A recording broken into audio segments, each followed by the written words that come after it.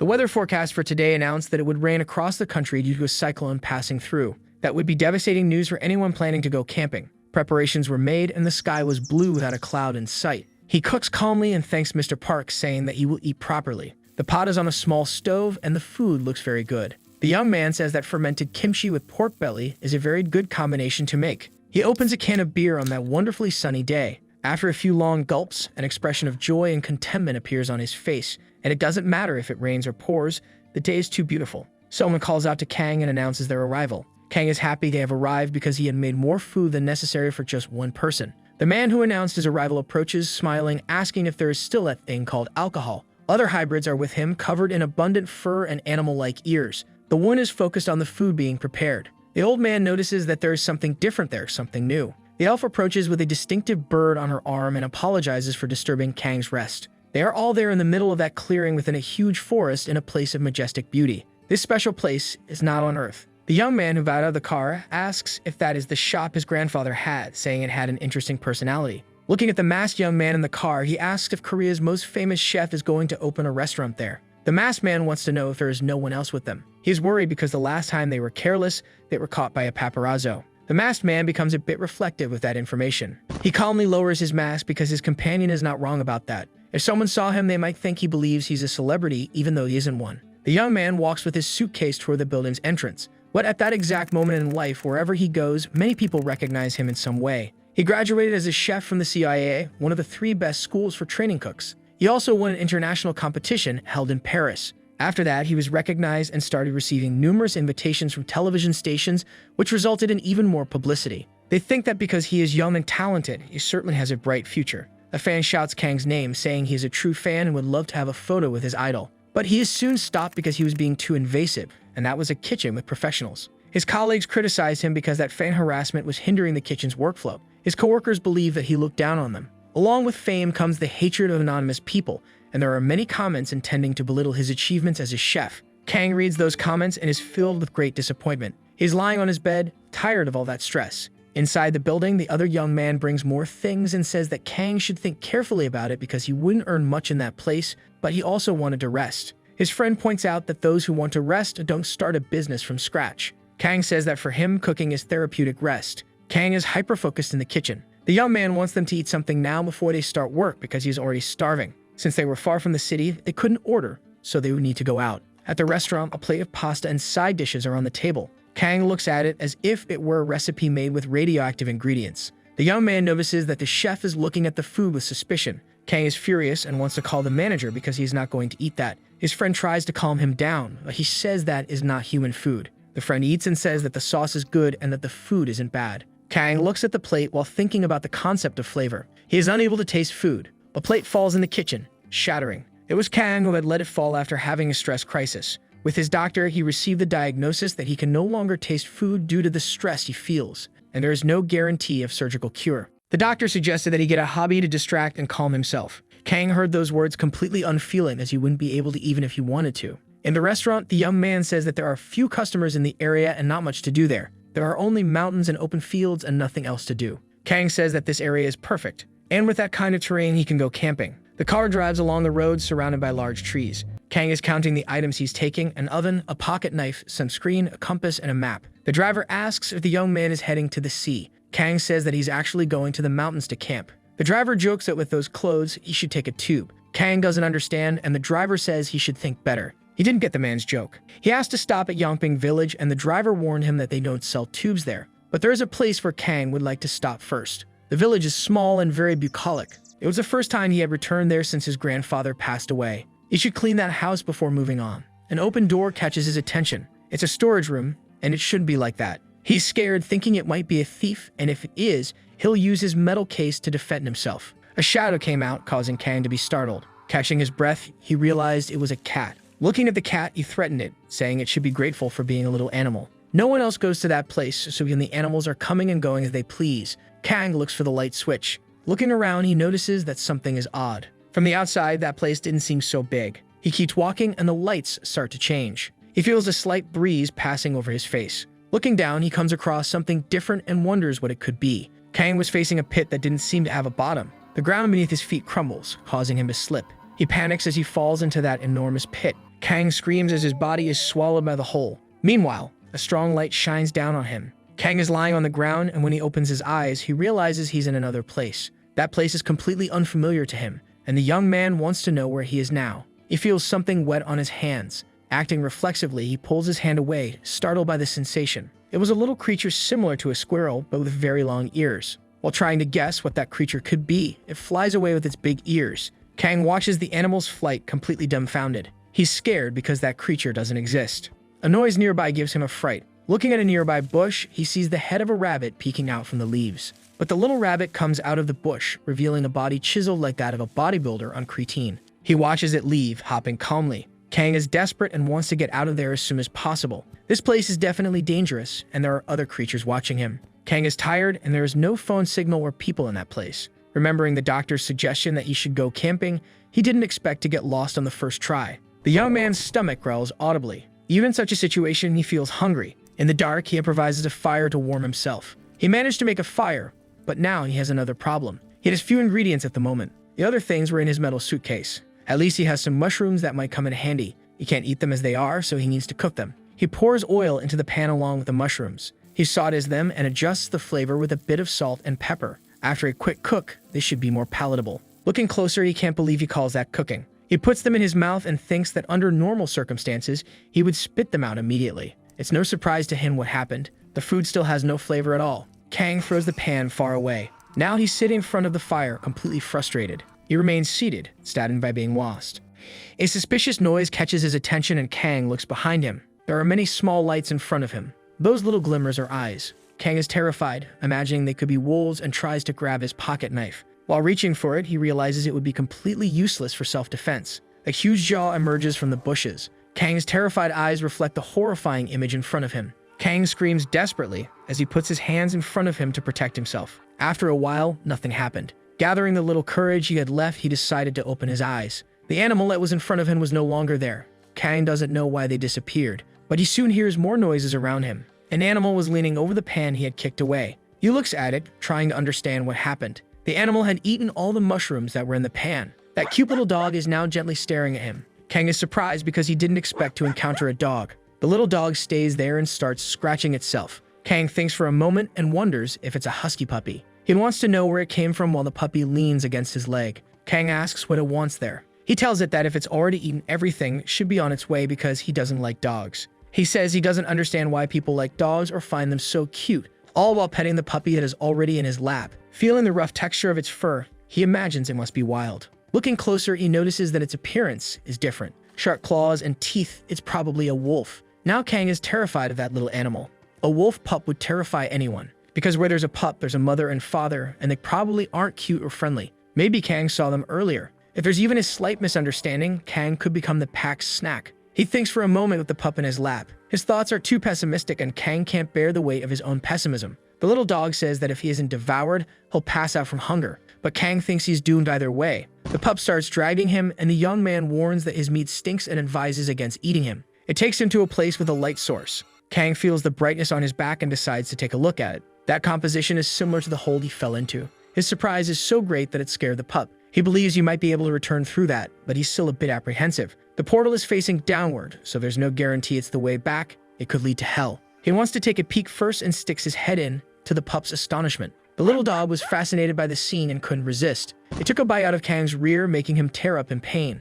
The shock caused the boy to fall into the portal, and as he falls, Kang curses the pup. The little dog just watches as Kang goes deeper and deeper into the portal. His eyes are closed, fearful of what he might see. He timidly opens his eyes to see what's around him. Kang is sitting on the ground outside the storage room. He had returned to Earth. The young man survived that bizarre adventure and is very happy about it. Despite everything, he didn't get to thank the little animal that helped him. He looks up at the sky happy because he knows he won't forget that good deed. Meanwhile, the pup is right there beside him. Looking down, he finally sees the little creature and now wants to know why it's there too. Already in his room, he watches it, thinking about what he should do. He gave it a bath, which was a bit chaotic. Though temporary, he wants to give it a name. He presented some suggestions written on a board. After the unusual day, both are in bed sleeping. The closeness between the two reveals an unlikely friendship forming. The day breaks and the first rays of sunlight stream through the window. Kang begins to stretch in his bed. Feeling renewed, he realizes he slept better than he expected. He looks at the little dog, wondering when was the last time he slept so well. In another room, he prepares to give his canine companion some food. He offers dog food, as wolves must eat that too. However, the pup doesn't hesitate to refuse that meal. Kang offers other types of food for cats, for rabbits, but the pup continues to refuse more energetically each time. The young man is out of patience with the rejection and considers letting the pup go hungry. He leaves thinking he might be able to solve his problem with food while taking care of that little being. After cooking, the table is set with wonderful dishes. He had put a lot of effort into it, even though he couldn't taste anything. Maybe he'll taste something this time. Kang is now surprised because rice cake was on the table eating, but that wasn't his food. Despite that, Kang noticed something about what he was seeing. The puppy simply ignored the food from convenience stores. He ignored the salad and processed meat. To Kang's surprise, he should have eaten the protein, being a wolf. Kang is intrigued and wants to test a theory. He made 2 steaks with high-quality meat cooked in the same way, but the sauce used on each one is different. One uses processed sauce, while the other has a recipe developed by Kang and awarded in international competitions. If the puppy can recognize quality food, he should choose the correct dish now. He first sniffs the dish with the industrial sauce, which is also very tasty.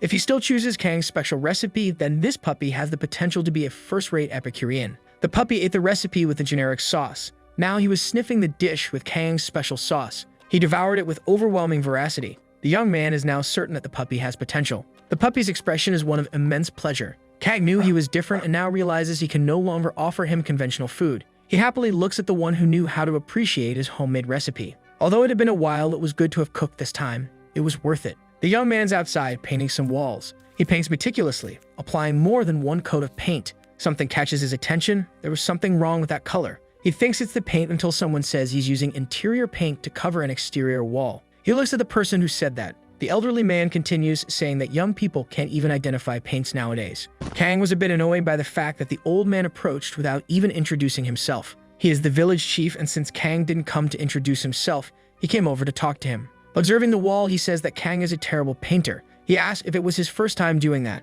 He also asked if the dog was his. Kang confirmed and almost said he was a wolf. The old man told the young man to stop painting because he would find someone to do it for him. Kang said he would do it himself. The elder tried to argue, but the young man was determined. The old man insisted on finding someone. Meanwhile, he tried to pet the puppy, who dodged the contact as best as he could. Kang finds the senior's persistence quite annoying. Nearby, cicadas chirp nonstop. The old man approaches with his construction store cap. He introduces a young man from the village who has experience with painting, even though he doesn't look like it. He is Jung Minho. Kang greets them and is surprised that he actually brought someone, even though he told him not to. The young man says he'll need to sand that surface, but the old man is prepared and brought some sandpaper with him. They're already working, and Kang wonders why they're so dedicated when it's not even their house. The old man learned that the place would become a restaurant. Kang confirms and says the specialty will be Italian cuisine. The old man asked him to repeat it, and Kang says it's Western cuisine. That caught the other young man's attention. He'd like to ask Kang a question. With his mouth watering, he wants to know if they will sell pork chops there.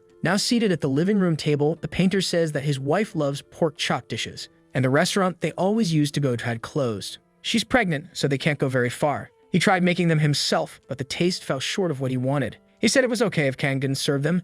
He was just mentioning it in passing. However, Kang thinks that even if they're not on the menu, they're easy to make. The problem is offering customers food he can't taste himself. It's completely absurd, he thinks. He believes he shouldn't open a restaurant. Maybe he shouldn't cook at all. But then he looks at the puppy. The puppy is smiling happily because he had eaten very well. Kang watches him and has a brilliant idea. He gets up and slams the table enthusiastically, saying he could make the pork chops. He tells the painter it wouldn't be a problem at all. He's going to help him remember the flavor he's trying to find. Kang is in the kitchen, having listened to the painter's description of the recipe and trying to replicate it. He's wondering whether or not to use tomatoes. The sweetness of the recipe comes from the tomatoes, but not from the extract. The restaurant should use ketchup in this recipe. Now he has all the ingredients he needs to use. He calls for his assistant, Rice Cake, who is ready for his important task. Motivated, he tells the little dog not to get tired before he does. Kang chops the onion with a skill that few possess. The bread ingredients are properly set out on the counter. The steak fries in hot oil, releasing the subtle aroma of the recipe. Rice Cake wags his tail incessantly because he knows it smells delicious. Kang notices that the tail is wagging less than before. Maybe he overdid the sweet and sour aspect of the recipe. He presents more plates of the same recipe and wants his assistant to do his part now. The tail still isn't wagging the way he'd like to see. Kang decides to refine the recipe further. Since he lost his sense of taste, cooking was no longer enjoyable. Rice Cake's belly is now swollen. Kang couldn't taste his recipes, but now he had a way to do so. Kang cooks with enthusiasm as he has regained the pleasure of making his dishes. A car parks outside the house. The painter asks his wife if her morning sickness has passed. She says she's fine and heard that a new restaurant had opened in the village and can't wait to visit. The expectant mother mentions that it's been a while since she last had pork chops and that she's a bit anxious. So Kang is going to make it. He presents her with the dish she requested. She looks at the plate, enchanted, as it seems to be very tasty, given the pleasant aroma it emits. She cuts the meat and feels the tenderness as it is sliced by the knife. She calmly brings a piece to her mouth. The painter watches anxiously and asks his wife what she thinks. She pauses briefly and says that the recipe from the old restaurant was very good, but the one she's eating now is simply incomparable. The sauce has a very similar flavor, but the meat is much juicier and crispier. She had never tasted a recipe as well executed as this one. The woman is so happy that she asks her husband if he remembers their first date. They had eaten that same dish, and instead of eating, he couldn't stop glancing at her out of the corner of his eye. His hands wouldn't stop shaking, and she even got worried. The painter feels a bit embarrassed by this description. After that, she started eating pork chops much more frequently. Before the date, she didn't even like them. Perhaps instead of the flavor of the recipe, what she really enjoys is revisiting that pleasant memory with her husband. Kang is fulfilled by the experience he provided for that couple. He discreetly looks at Rice Cake, who is behind him. His little belly is swollen, and Kang thinks he fed him too much that day. He quietly tells his companion that he did a good job, to which he barks in response. Now the cook is leaning over his notes, deep in thought. He served a customer even before the grand opening. He doesn't need to limit himself to Italian cuisine. He could compose a menu based on what the customers want to eat. There are already places with this concept, but they are expensive and only work with reservations. However, he will think of a way to get around this situation. Looking at his exhausted little friend, he realizes he needs to do something about him. He wonders if Rice Cake is suffering from canine depression, but he takes him for a walk every day. He asks if he misses the forest where he lived. Everything happened too quickly, and maybe he should return Rice Cake to his original home. Looking at his toys, he realizes the house will be much emptier if he leaves. He says he'll take him back, but the memories he has of that place are a bit terrifying. Just imagining going back there on his own makes chills run down his spine. He won't be able to handle it, so he won't think about it anymore. And he noticed that Rice Cake was looking at him. Rice Cake used his most lethal weapon, the cute face, and Kang says he's not falling for it and that you shouldn't even try. Soon both are back in the mysterious forest. Still apprehensive, he asks Rice Cake to stay quiet. Kang doesn't know why he came back to this place, but it will be quick this time. He says everything will be fine. Meanwhile, the trembling rabbit observes him from afar. They walk and Kang wonders what this place is. It must be some kind of alternate dimension, like the ones in cartoons. A noise ahead catches his attention and Kang heads toward it. Separating some branches in front of him, he wonders if what he's seeing is water. The scene left Kang in awe. The horizon line was majestic, and in front of him was an immense lake. Kang gazed at the beauty before him, completely impressed. He understood Rice Cake now. He too would miss home if he lived in a place like that. Rice Cake was at the lake's edge, playing with pebbles. Kang approached him and said he had a gift for his friend, which he would give before leaving. Rice Cake had helped him refine the pork chop recipe, so he set up a small grill by the lake, and he was going to feed his little friend with top-quality meat. Rice Cake looked at the ingredients, barely containing himself, saliva dripping from his mouth like a fountain. Kang slid a piece of butter across the hot pan. He carefully picked up one of the steaks.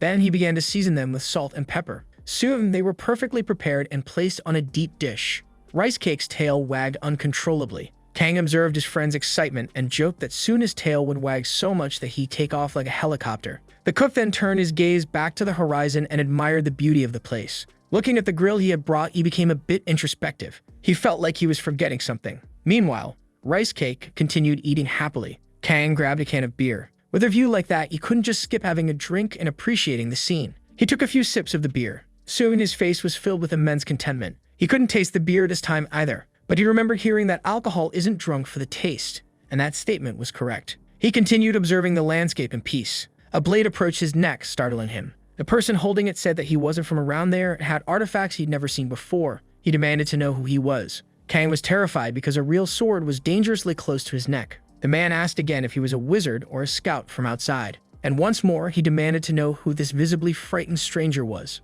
The armed man seemed to be running out of patience, waiting for an answer. Meanwhile, Kang began to sweat profusely. His underwear was now heavier than it had ever been. The sword was pressed against his neck. He would never have imagined, not even in nightmares, that he'd have a sword pointed at his throat. He said he was a cook. The man retorted, and Kang insisted that he was just a cook and not someone suspicious. The man wanted to know what a cook was doing there, and the boy said he was just admiring the scenery. Admiring the view in a forest where demonic beasts appear was suspicious, the man said, as he brought the sword even closer. He threatened the boy to tell the truth, thinking he was being deceived. But out on the corner of his eye, he noticed a little creature sitting there calmly. That wolf was too special to be in such a place. Kang had already succumbed to fear and said he would give all the money the man wanted, even if the currency there was different. If he let him live, he'd find a way to pay, but before he could finish speaking, the man withdrew the sword from his throat. Now the man apologized, saying that this wasn't a place for ordinary people and that he had reacted a bit harshly upon seeing the stranger. He introduced himself as Randolph, a knight of the lower territory. He then asked for the boy's name. The cook said his name was Kang, but he was intrigued by the sudden change in the stranger's demeanor. The fact that Kang was accompanied by a white wolf that only appeared in legends was proof that he wasn't a bad person. Randolph saw that the cook was surprised by this association and realized that he didn't understand what the knight meant. White wolves have the blood of the ancient gods. It is said that they are direct descendants of the wolf god. It's said that this god has eyes that distinguish between good and evil, as well as great wisdom. And it is believed that white wolves possess such an ability. And a wolf like that was accompanying Kang, a descendant of a god. This explained Rice Cake's behavior. All of that unusual behavior now made sense, considering that Rice Cake descended from a god. The knight noticed Kang's deep thought and said he didn't know what he was thinking, but it certainly wasn't the case. He asked if the young man had had a meal there, as food eaten with such a view really has a special flavor. He then inquired about the meat. Kang said it was steak and asked if the knight wanted to try some. He says he should say no as he's already eaten, but the truth is he hasn't had food in quite some time. He was only supposed to investigate, but even without being hungry, it would be hard to resist the aroma of those freshly prepared steaks. The knight says he'll accept just a piece, but Kang notices that he has the same expression the little wolf makes when he's about to eat. He prepares to taste the steaks. That's it. Once tasted, his life changed. The meat was perfectly succulent and tender, practically melting in his mouth. It's not easy to find meat of such quality. The knight was intrigued by the can in Kang's hand and wanted to know what it was. Kang says it's alcohol. The knight is visibly intrigued with a childlike curiosity. He wants to know if it comes from the cook's land, as the container was shaped in a way he'd never seen before. He imagines the taste must be as special as the meat. When asked if he wanted to try it, the knight says he was just curious, but he didn't need to taste it. However, he said he couldn't refuse once Kang placed the can in his hands. Kang was impressed by the man's strength. He said he would give him a new one, as he had already drunk from that one. The knight says it's not an artifact, but is equally interesting. He drinks the contents of the can while Kang watches. The knight recognized the taste. It was beer. He just didn't expect it to have such a clear and clean flavor. It doesn't even seem like he was threatening Kang minutes ago. Now he seems like a foreigner in a new neighborhood. The knight says he can't leave without repaying the favor after everything and tells Kang to look for him if he ever visits the city. He just needs to say he's looking for the captain of the knights. Kang is impressed by the man's rank. He doesn't seem like a leader. The knight notices that Kang isn't surprised even after learning of his rank. This isn't an ordinary cook. He tells Kang to be careful in the forest, but since he's in the company of a white wolf, he'll surely be fine. He bids farewell as he was patrolling the area. Meanwhile, Rice Cake asks for more food from his friend. As he continues on his way, he hopes they'll meet again. But Kang wishes he wouldn't leave so soon. Kang is concerned because the knight said he was on patrol. If that's the case, he drank while on duty. It seems that drinking and working is acceptable in that place, and Rice Cake keeps wanting to eat even more. Since that was the last portion, his friend could eat it all. Kang watches happily as the little animal eats eagerly. Thanks to him, Kang's days have been very happy and pleasant, and now that he has to leave him there, sadness grows in his heart. Although the time was short, Kang is grateful. Thanks to him, he perfected the pork chop recipe. He doesn't know if he'll see him again, but he wishes Rice Cake to be careful from now on. He leaves while Rice Cake continues eating. Kang takes timid steps towards the exit of the place. He turns to see his friend one last time, and sees that he's still eating as if nothing had happened. However, it's not like they've known each other for that long. Kang is a bit emotional. Even so, he thought Rice Cake would be a bit more attached to him. But Kang's eyes no longer see Rice Cake, only his empty bowl. He looks around for the pup, thinking he must have gone on his way. Kang decides to head back, but Rice Cake is already hanging from his backpack ready to accompany him. He tries to remove the little creature from his backpack, but it clings to it tightly. They end up wrestling for a moment. Kang wants to know the reason for this behavior. What's wrong with the pup? The little wolf starts licking his friend's fingers. Kang says that this was his place and Rice Cake wasn't supposed to come back to Kang's land. Even though he said that Rice Cake still wants to go back with his friend. He barks cheerfully at Kang, as if he wants to go with him. The boy asks if Rice Cake wants to return with him. After that, he smiles discreetly as he's happy about it. He picks him up and says that the first time he had no choice but to stay with him. But it seems Rice Cake doesn't care. Outside the passage, the vegetation is short and there are some buildings. Kang realizes that with Rice Cake, he'll need to return to that dimension periodically, or his little friend might get stressed. But he thinks this could work, and they could have a lot of fun with it. Looking at the people on the street, the cook wants to know what's happening because it's unusual. Even worse, out of all the places they could be, they're gathered in front of his house. The village chief recognizes him and says he's finally arrived. Kang asks what they were doing, and the elder replies that they're having a banquet, asking if the young man hadn't heard anything about it. He says no, but thinks that even if he had heard, he wouldn't have gone anyway. A local informs the elder that the banner has been delivered. The old man says that it arrived just in time. Kang tries to leave, but the elder says he can stay as long as he likes. In fact, it was a party to welcome him, and the banner said exactly that. Kang looks back, unable to hide his surprise, but it wasn't entirely friendly. Kang now sat at the celebration alongside his few village neighbors. The people chatted cheerfully, and the camaraderie was genuinely sincere among them. However, he was already exhausted from this unplanned social interaction. The elders remarked that they had heard he was a great cook, tall and handsome. Despite this, all he wanted was to leave. The pregnant woman asked the elders not to get too excited, as the cook seemed very tired. He asked her if they do this every time there's a new person. She explained that they try because it's a very small village. She said they try to celebrate good moments and be together. But from the outside, it might seem like an excuse for the older folks to drink heavily. The elder agreed with her and said that sharing is caring, and that's how people get to know each other truly. He suggested to Kang that if he really was opening a restaurant, he could use this opportunity to promote it now. The realization finally hit him. It seems the party also serves to help him with his new business. Kang might have fully believed this if the elder didn't have so many beer bottle caps with him. The elder was ready to start drinking spirits, but he was right. Kang should embrace this opportunity. He observed the villagers interacting with each other. The older folks were casually discussing everyday matters. Kang watched them quietly from his corner. Sipping his drink, he concluded that this wasn't so bad after all. Noticing Rice Cake's absence, he looked around to find him and saw that someone was already interacting with him. The pup was eating non-stop, and they wanted to know who he belonged to. A hand tried to pet him, but the pup dodged it with what seemed like superior instinct. Another person tried to pick him up without any success. No matter how many tried to hold him, Rice Cake evaded them with ease. The elders felt challenged, as if that dog knew exactly what they were going to do. A woman announced that a loin steak was ready, and Rice Cake quickly snatched it for himself. He moved swiftly through the festival, eating all the steaks within his reach. Nothing escaped that little creature. Seeing the commotion, the painter asked if that dog belonged to Kang. Embarrassed, Kang said he didn't know him. Now Kang wished he had left him there. All the pleasant memories had vanished. Looking to the side, the cook noticed there was a child among all the adults in the village. The boy seemed bored.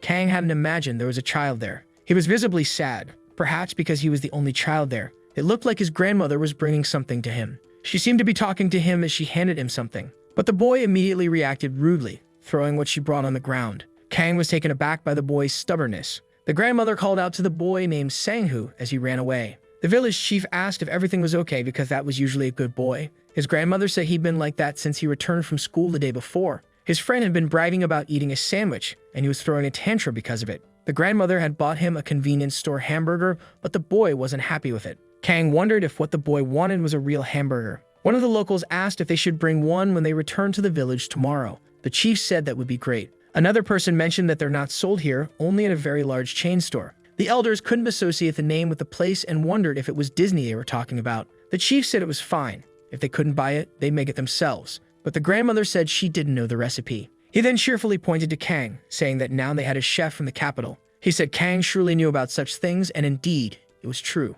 The chief apologized for asking, but Kang was all they had in this town. He also said it didn't have to be identical to what the boy wanted. The boy probably didn't even want the hamburger itself. Actually, he must just be jealous of his friend, since his family went out together to eat. The boy's mother lives in a hospital because she is very ill, and his father works abroad. The little boy was just alone. He is sad and lonely. That's why he doesn't need to taste the same. Kang finally understands the boy's situation. The elderly man says that he is the only child in the village, so everyone should take care of him. And now, he expects the same from Kang. The cook never imagined that this was the boy's situation, and it seems the village chief knows everyone's situation there. He would think the same of him too, if it weren't for the many beer bottles hanging from him. The night finally comes, and the fireflies light up the evening. It was his responsibility now, and Kang did an exchange program in the United States. Making a burger wouldn't be difficult for him. He never went to that restaurant, the MCD. It seems everyone imagines he went there just because he came from the capital, and apparently he will have to do this. Bolinho is already impatient, wanting to eat. The people had to eat only side dishes because someone had eaten all the meat during the celebration. So what he was thinking of doing was the least retribution Kang could offer. Bolinho tries to be cute, but Kang says that won't work and he won't give him any more food that day. Bolinho can't hide that he was devastated by that statement. However, he will need his canine friend to taste a bit of the food he is going to prepare. A delicious and well-prepared burger was now on the plate. Kang made it just by looking at the picture of the sandwich he saw, and he notices that Bolinho's tail is not wagging as vigorously. Kang remembers that when he was a student, he ate several sandwiches. He arrived in the United States with a great passion for cooking, and thinking about it now, it's a bit foolish to come to this conclusion. But he never had a similar passion for anything else in life. Cooking is the reason for his existence. Kang wonders how the person he was would see him now, these days. What would he think about everything? He is intrigued by the fact that he doesn't need to make the same sandwich. Sugi asks if his little friend can eat more, to which he replies that he surely can, asking him to cook anyway. That's not how he does things. He put on his chef's hat vigorously. He doesn't play around with cooking. Every recipe is serious and made with excellence. A beautiful day begins in the village.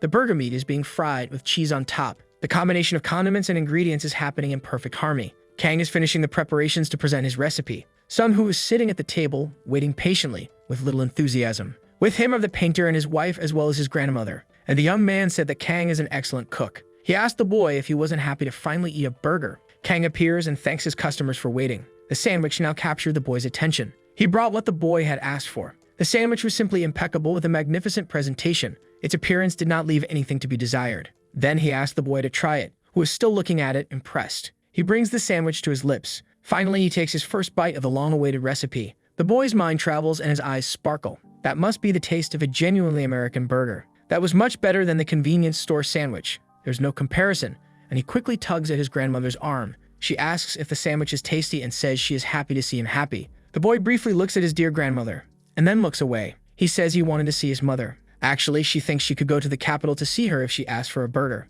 That's why he told her he wanted to try a real burger, and he apologized to her. The boy cries and apologizes for his rudeness. He just wanted to see his mother. His grandmother consoles him and says he shouldn't suffer in silence. She now apologizes for not realizing that the boy was missing his mother. He is so young and yet already has to live without his parents. It can't be easy. The boy can no longer hold back his tears and says he is happy living with his grandmother. Kang just watches the whole scene unfold before him. He tells the boy that soon he will need to go to the capital. And looking at him, he asks if the boy would like to accompany him. The grandmother is surprised by the invitation, and the boy can't believe that he could go with Kang. And Kang says they could even go to the restaurant the boy wants to visit, as he has never been there either. He then asks what Sunwoo thinks about it, and the boy excitedly says he wants to go with him. The pregnant woman says that it's really cool, and the boy should take lots of pictures to show her. His grandmother thanks Kang, incredulous. The cook now thinks he might have gone too far since he left the capital by choice and doesn't want to go back anytime soon. Now both grandmother and grandson thank Kang for his kindness, and despite everything, he is happy that he made them happy that day.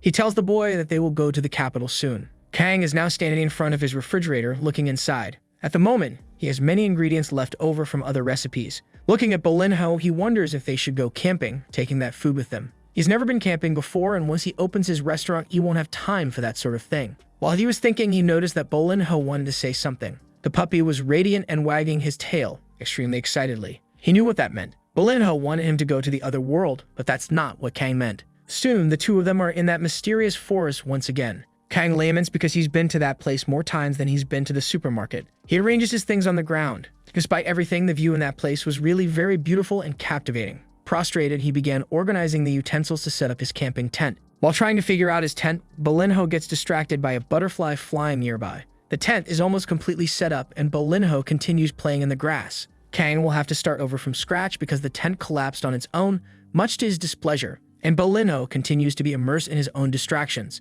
Kang sits on the grass, tired from setting up the tent. Despite the effort and difficulty, it was finally set up in front of him. He hadn't imagined that setting up a simple tent would be such a challenging task. Kang sighs as he looks up. After all that effort, he finally had some appetite. Already in the pot, a stew is being very well prepared. With a ladle, he serves a portion of what he had just prepared. Sitting in his chair, he eats what he had just made. Near the pot, some little creatures gather, attracted by the smell coming from the stew. Kang watches them as he chews. He picks up some pieces of meat with his hands, wondering if those animals eat meat. He throws a bit toward the little creatures so they can eat. But before it could reach them, a bird snatched it all while it was still in the air. The bird continued on its way while Kang and the little creatures watched it move away from that place. The beautiful butterfly feeds on the pollen of a flower. The little creatures are eating Kang's recipe, and one of them can barely move because its belly is so full. Time passes, and Kang was worried that camping might be a boring and frustrating experience. He looks at the sky calmly, immersed in his thoughts. But doing nothing while in that place is very satisfying. No matter which direction he looks, everything in that forest is beautiful.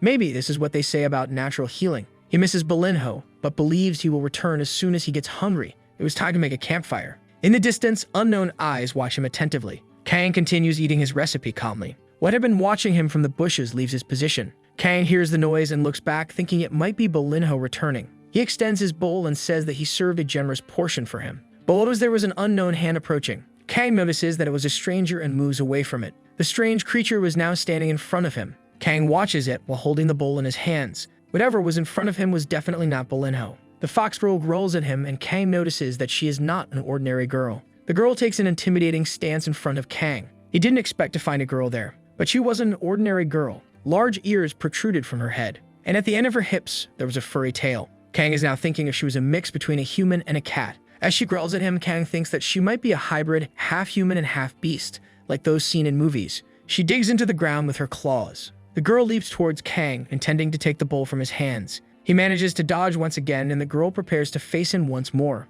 She grips the grass with one of her hands, ready to attack again. He tries to reason with her, thinking that Bolinho left him to deal with this on his own just when he needed him most. Kang observes the girl for a moment longer. After thinking it over, he decides to speak to her directly. Extending the bowl towards her, he asks the girl if what she feels is hunger. He says that he will give her food as long as she moves a bit further away from him. She approaches the bowl that had been placed on the ground. The girl carefully inspects the contents of the porcelain bowl, taking in the aroma of the food. Indeed, the appearance was extremely appealing. It didn't take long for her to start salivating at the sight of the food in front of her. The girl begins to eat, and as Kang expected, she's not using her hands to do so. She starts having an energetic reaction. It's too spicy for her palate. The girl now rolls on the ground screaming. Kang didn't expect that, but a recipe with kimchi is usually spicy. The cook tries to apologize and offers her some water. However, the initial burning sensation has already passed and she is calmer. The girl is intrigued, licking her lips as she tries to understand this new flavor. She finally manages to taste the amalgam of ingredients present in the stew.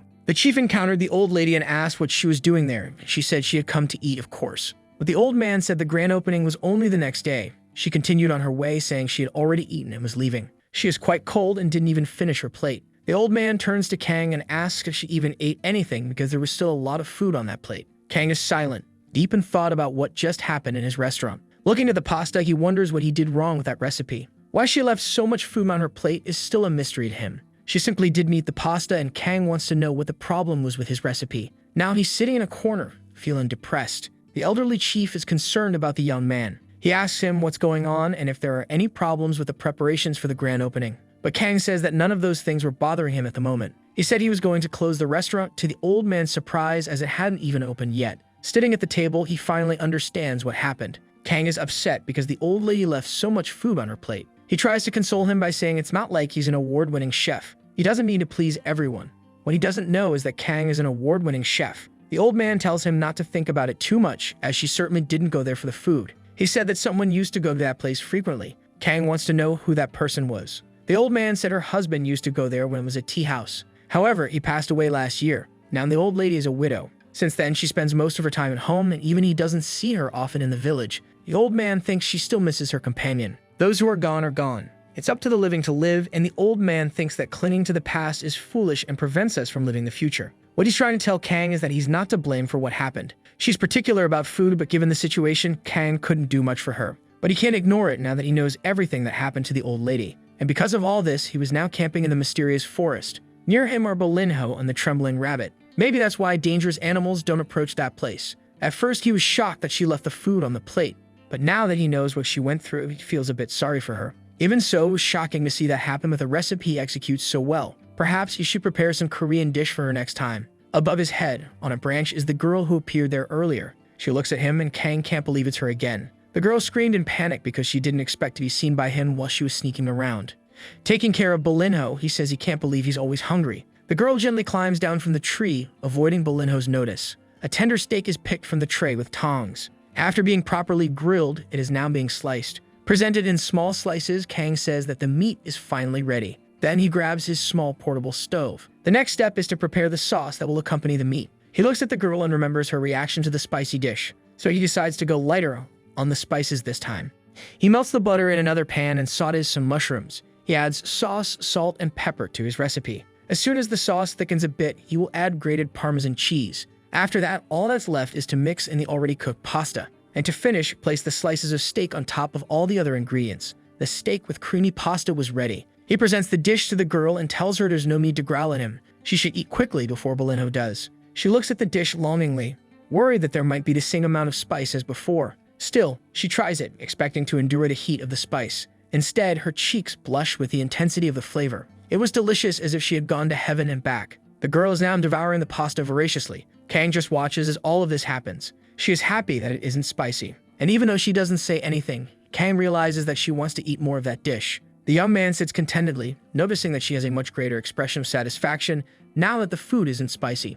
Kang doesn't particularly like that recipe. It has too many greasy ingredients for his taste, so that combination doesn't appeal to him much. It's more of an exotic pasta than something conventional. He could hardly believe the girl's behavior now, who was aggressive during a first encounter and now purrs like a contented cat. He pats her on the head and says the pasta must be really good for her to have reacted that way. It doesn't matter what kind of pasta it is as long as it suits the palate of the one eating it. Thinking this, Kang has a sudden epiphany. That's the secret. The recipe must be flavorful for the one who consumes it. On his counter, there are several natural ingredients ready to be used. Kang runs the leafy greens under cold water to clean them. Those vegetables have a strong flavor, so he must carefully choose which ones to use in his recipe. He calls for Bolinho because he needs him to tell him what they taste like. Bolinho looks at the dishes with great disinterest. Kang waits for him to taste them, but he doesn't even make an effort to do so. Now he will have to make that recipe without Bolinho's help, but it won't be difficult. He knows how those ingredients taste, and he can't rely on Bolinho forever, so he will get to work. On the door of the restaurant, there's a notice announcing the postponement of the opening.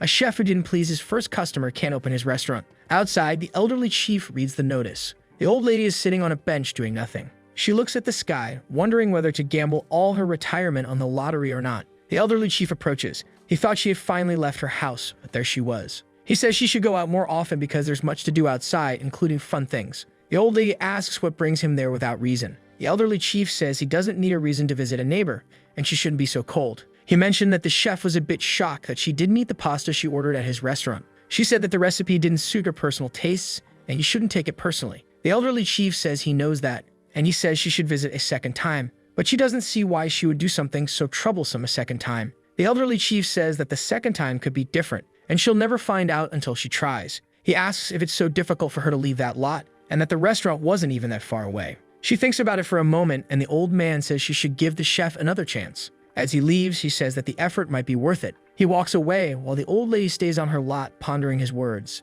She is still sitting, but deep in thought. Kang sighs because he had worked hard. Focusing on just one vegetable while preparing the recipe was the best choice he could have made. He harmonized the flavors with seafood. The challenge now would be how to invite the old lady to come and eat there. The bell on the front door rings. Kang steps out of the kitchen to see who is entering his restaurant. The old lady approaches him and asks if the restaurant is open. Kang is speechless at first, but he quickly tells her that it is indeed open for customers. The table is set before the old lady, who waits for the dish Kang has prepared. She is intrigued, thinking if he somehow knew she would come, as the food was already prepared. She imagines it's going to be another Western dish, and she doesn't even like those. Maybe she shouldn't have left the house that day. But then, a nostalgic and comforting aroma fills the air. With interest, the old lady looks toward the source of the aroma. The dish finally arrives at her table and is now placed in front of her. Kang thanks her for waiting, and she looks at the dish with genuine interest. He says that this is a special item on the restaurant's menu. It's lily pasta, a common recipe in Korea. The old lady is surprised that they also use lilies in Western cuisine, and she notices that oysters were also used.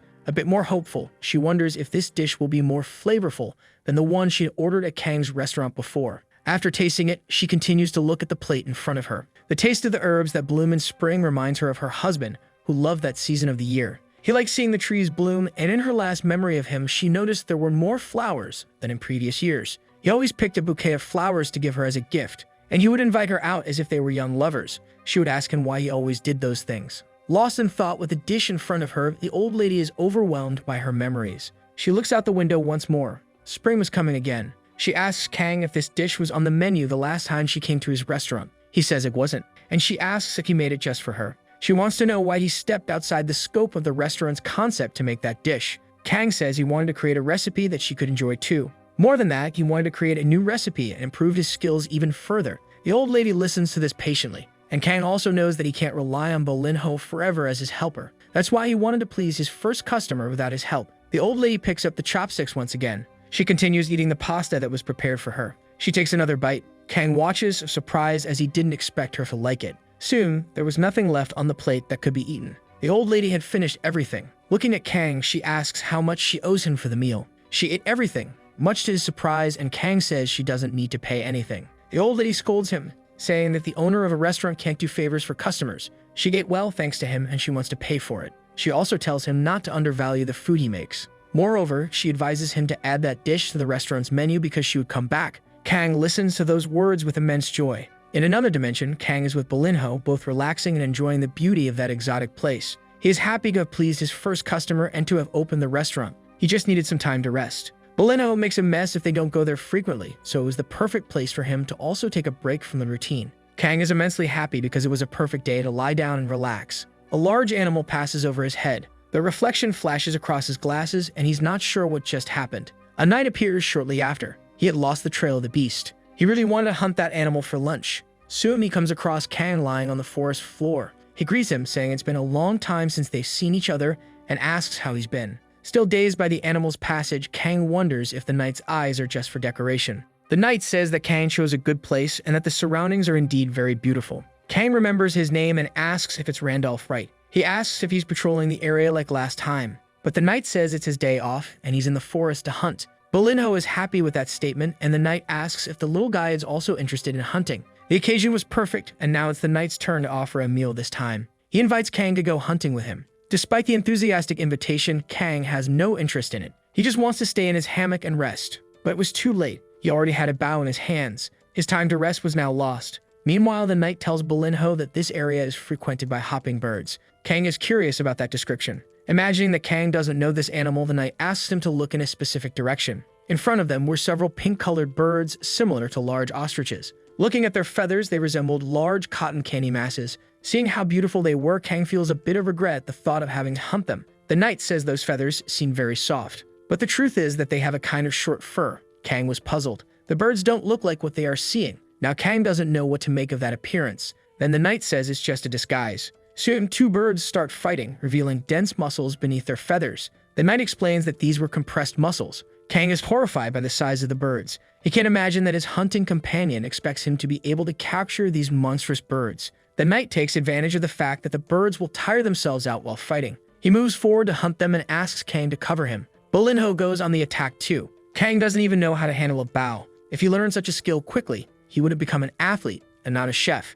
He tries to calm himself and handle the bow, but drawing the string requires more strength than he has. He carefully aims the arrow at his target. He fires the arrow toward the action. It hits the ground beside Bolinho. The knight and Bolinho look back at him, surprised by the young man's lack of skill. Bolinho, in particular, feels betrayed since the arrow almost hit him. Kang, disappointed, tries to apologize to his small friend. Twilight colors the sky, which gradually darkens. By the campfire, the knight says that the meat is almost ready. He asks if Kang will be able to eat since his hands haven't stopped trembling for a moment, but Kang says he can manage. And there was something more important he'd like to say, and the knight is ready to listen. Kang can't really call this food. The smell is too strong, and it would be rude to simply pinch his nose with his hands. He needs to endure it. The first skewer is ready, says the knight. He wants Kang to try it. Noticing that Bolinho isn't there, he asks if he went out for a walk, but Kang knows that his friend actually fled from that meal. Kang tried the meat, not expecting anything special to happen. He could taste it, even though he usually can't taste anything. But what really impressed him was that he was able to taste it, even if it was horrible. The knight tries to hide his embarrassment, thinking Kang is impressed by the taste of the food. Seeing Kang's reaction, he believes now is the time to showcase all his cooking skills. But the boy steps in and asks him to stop because he was able to taste it. He was eager to cook that ingredient using his own skills. Despite everything, Kang was still concerned about his condition. He had proven to himself that he still had the skill to do that sort of thing, and he told the knight that, as he had mentioned before, he is a chef, and now he wants to make a recipe using that meat as the main ingredient. Kang tried to remove as much of the strong odor as possible by draining the remaining blood from the meat. However, this process takes at least half a day, and the time he has is nowhere near enough for that. He opens a can, saying that this should be the first step in treating the meat. The dark beer will help remove the unpleasant odor from the meat. The knight can't believe Kang is using something as valuable as beer to treat the meat, but he tells him to go do something else and not get in his way. The man is now preparing a spot over the fire to place the pot. It would also be good to have some bay leaves and fine herbs. He filled the pot with 1 part beer to 1 part water. He added chopped onions, salt, and pepper to the mix,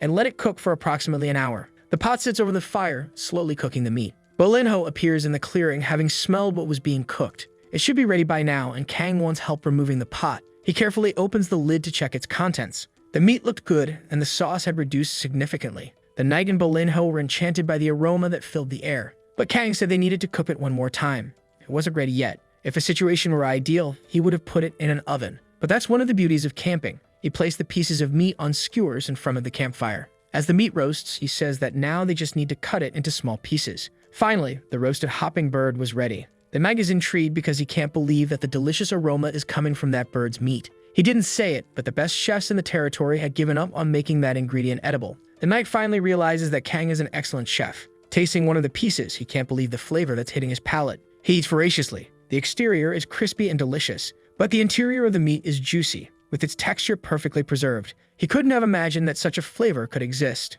The meat was perfectly tender and succulent, in a way that seemed almost impossible. It's hard to believe that this was the meat of the birds he's eaten all his life. However, even though it's delicious, something is still missing. The dish needs a side to balance it. At that moment, the knight asks for some beer from Kang, but Kang tells him that he can go and grab a can for himself. The knight then takes long sips of the drink. Afterward, he gives an intense smile of contentment and satisfaction, and he continues to eat the meat as if it were the best thing he had ever tasted in his entire life. That was the perfect combination. He doesn't think he could ever get tired of eating it. Kang says it wasn't bad, but he could have done much better. There's a reason why blood extraction is a time-consuming process, and they could have let the meat rest for much longer. He should also carry some bay leaves just in case. The knight is surprised because Kang is dissatisfied even after doing something unbelievable. His skill must far surpass that of the royal chefs. The knight now wants to know who this mysterious figure is that cooks so well. The campfire burns slowly after everyone has eaten. The knight had intended to offer a meal this time, but once again, he was the one who received a gift.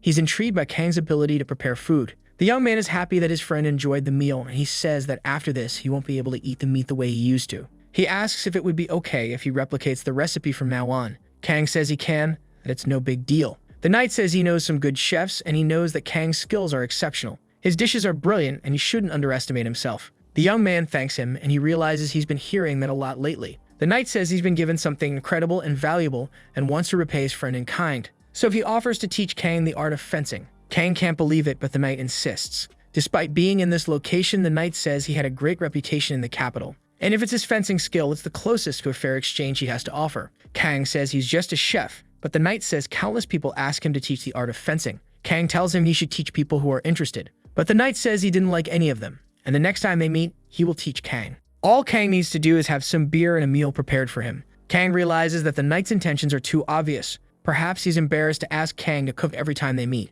The knight continues saying that this is a perfect exchange between them. Kang doesn't mind sharing ingredients and knowledge with him, and he has no reason to refuse that kindness, so he will treat the lessons as physical exercise. It might even help strengthen his arms. The night sky is bright and beautiful, but Kang still doesn't fully understand the extent of the consequences of his choices. Outside the dimension, the cherry blossoms bloom more and more. The birds sing and spring gains more strength each day. A week after the grand opening, many villagers visited Kang's restaurant. That activity lasted for a few days. Kang knew there would be few customers. In fact, he didn't even expect there to be any. Even Bolinho was entertained by the television, having nothing else to do. It was a gift from a customer who no longer used it. He approaches his friend to see what he is watching. There were some women on the other side of the screen. They appeared to be a music band. A name, Yunez, catches Kang's attention as he watches. He thinks he has seen that name somewhere before. A young man with a phone in his hand asks if that job is doable. The women say it's very exhausting and want to know when those images will be aired. The young man pretends to listen to their demands and compliments the women's efforts.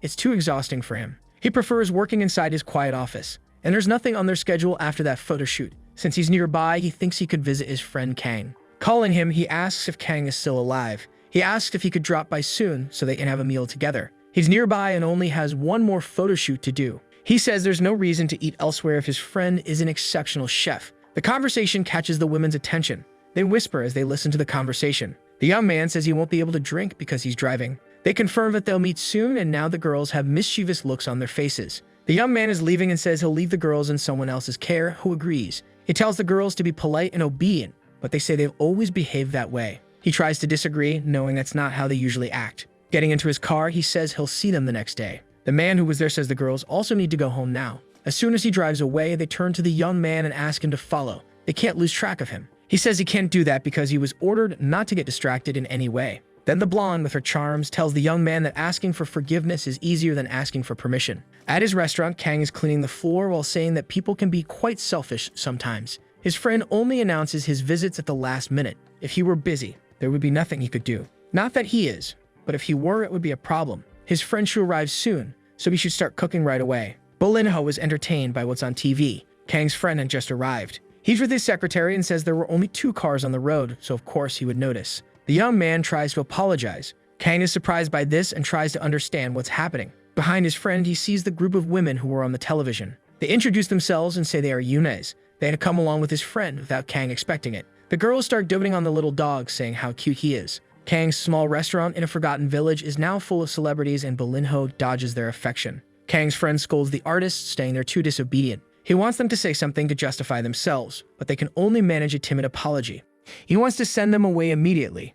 Kang understands his friend's situation, but has an idea. He looked at the assistant and found him too pitiful for that role. Kang said it was already dinner time and it would be better if they left with their bellies full. His friend asks worriedly if that would be okay since he knows Kang hates unexpected things. The Kang he knows would have made a scene. He asks the group what they want to eat, and his friend swore that Kang had gone soft when he moved to that village. Looking at him now, it seems like his friend has changed quite a bit, and he's wondering if he used to have dogs. Kang is now in his kitchen, getting it ready. He's thinking about what to cook because he wants to impress them with something delicious. He's considering what he can make with the ingredients he has. He opens his fridge looking for something. He finds a special container that catches his attention. Several cherry tomatoes, which he plans to use. He's cutting them because he wants to make a light meal. The pans are already on the stove. He's going to make something they'll enjoy. While grating the cheese, he thinks he'll make something nutritious and tasty. He then finishes preparing a salad. He thanks them for waiting, and they're all impressed with what they see. Kang made pasta and a steak salad. They taste the food Kang just made. Immediately, they start saying how delicious it is. One of them says she usually only eats pasta with white sauce, but this one was exceptional. Another praised the salad and the texture of the meat, asking where she could order it again. Kang tells his friend that since he's already eaten, he'll leave them in peace. His friend says he wouldn't talk to him in front of them anyway. One of the women starts tearing up. She's lived a good life but can't believe she had never tasted anything like this before. Another found it so good that she's actually angry. Kang suspects his friend has been starving them, but he insists that's not the case despite their reactions. He tells his friend that he needs to eat too as the trip back to the capital is long. His friend is a bit concerned by Kang's thoughtfulness. Approaching him, he asks if Kang is on the brink of collapse, to which Kang responds by asking if he really looks like a terminal patient. As they leave, the women say that it was the best meal they've ever had in their lives. Kang says he'll make something even better next time to the delight of the famous guests. The blonde emphatically declares that they will definitely come back. He didn't expect that from them. In the car, they say that both he and the food he makes are much better in person, and they say their goodbyes. He didn't expect them to recognize him, but his friend said they watch his videos. Now his friend says he should be going as well. But Kang insists that he wants more notice the next time he visits. His friend asks how his therapy is going in that place. Kang pauses for a moment before responding. He smiles and says everything is going very well. Bolinho sleeps peacefully on a chair. The next day, he's riding a bike with a little dog. The market where he bought ingredients last time is the only one nearby. The others are in the next town over. Kang breaks his little bike after some time. He arrives at the supermarket, hoping to find everything he needs. He enters the market, announcing his presence. The person there greets him, saying he's welcome. She asks if he's looking for something specific, and Kang recalls that the last time he was attended by an elderly woman. This must be her granddaughter. Embarrassed, he says yes, but that he'll look around on his own. They're out of lilies, and the grumpy old lady only likes the recipe that uses them. He asks if they only have those legumes, and the girl says yes. Kang might have to go to the city. He says goodbye and mentions he'll come back another day. He heard some shouting nearby. There was two children fighting, pulling each other's hair. Apparently, the conflict arose from a disagreement over a game.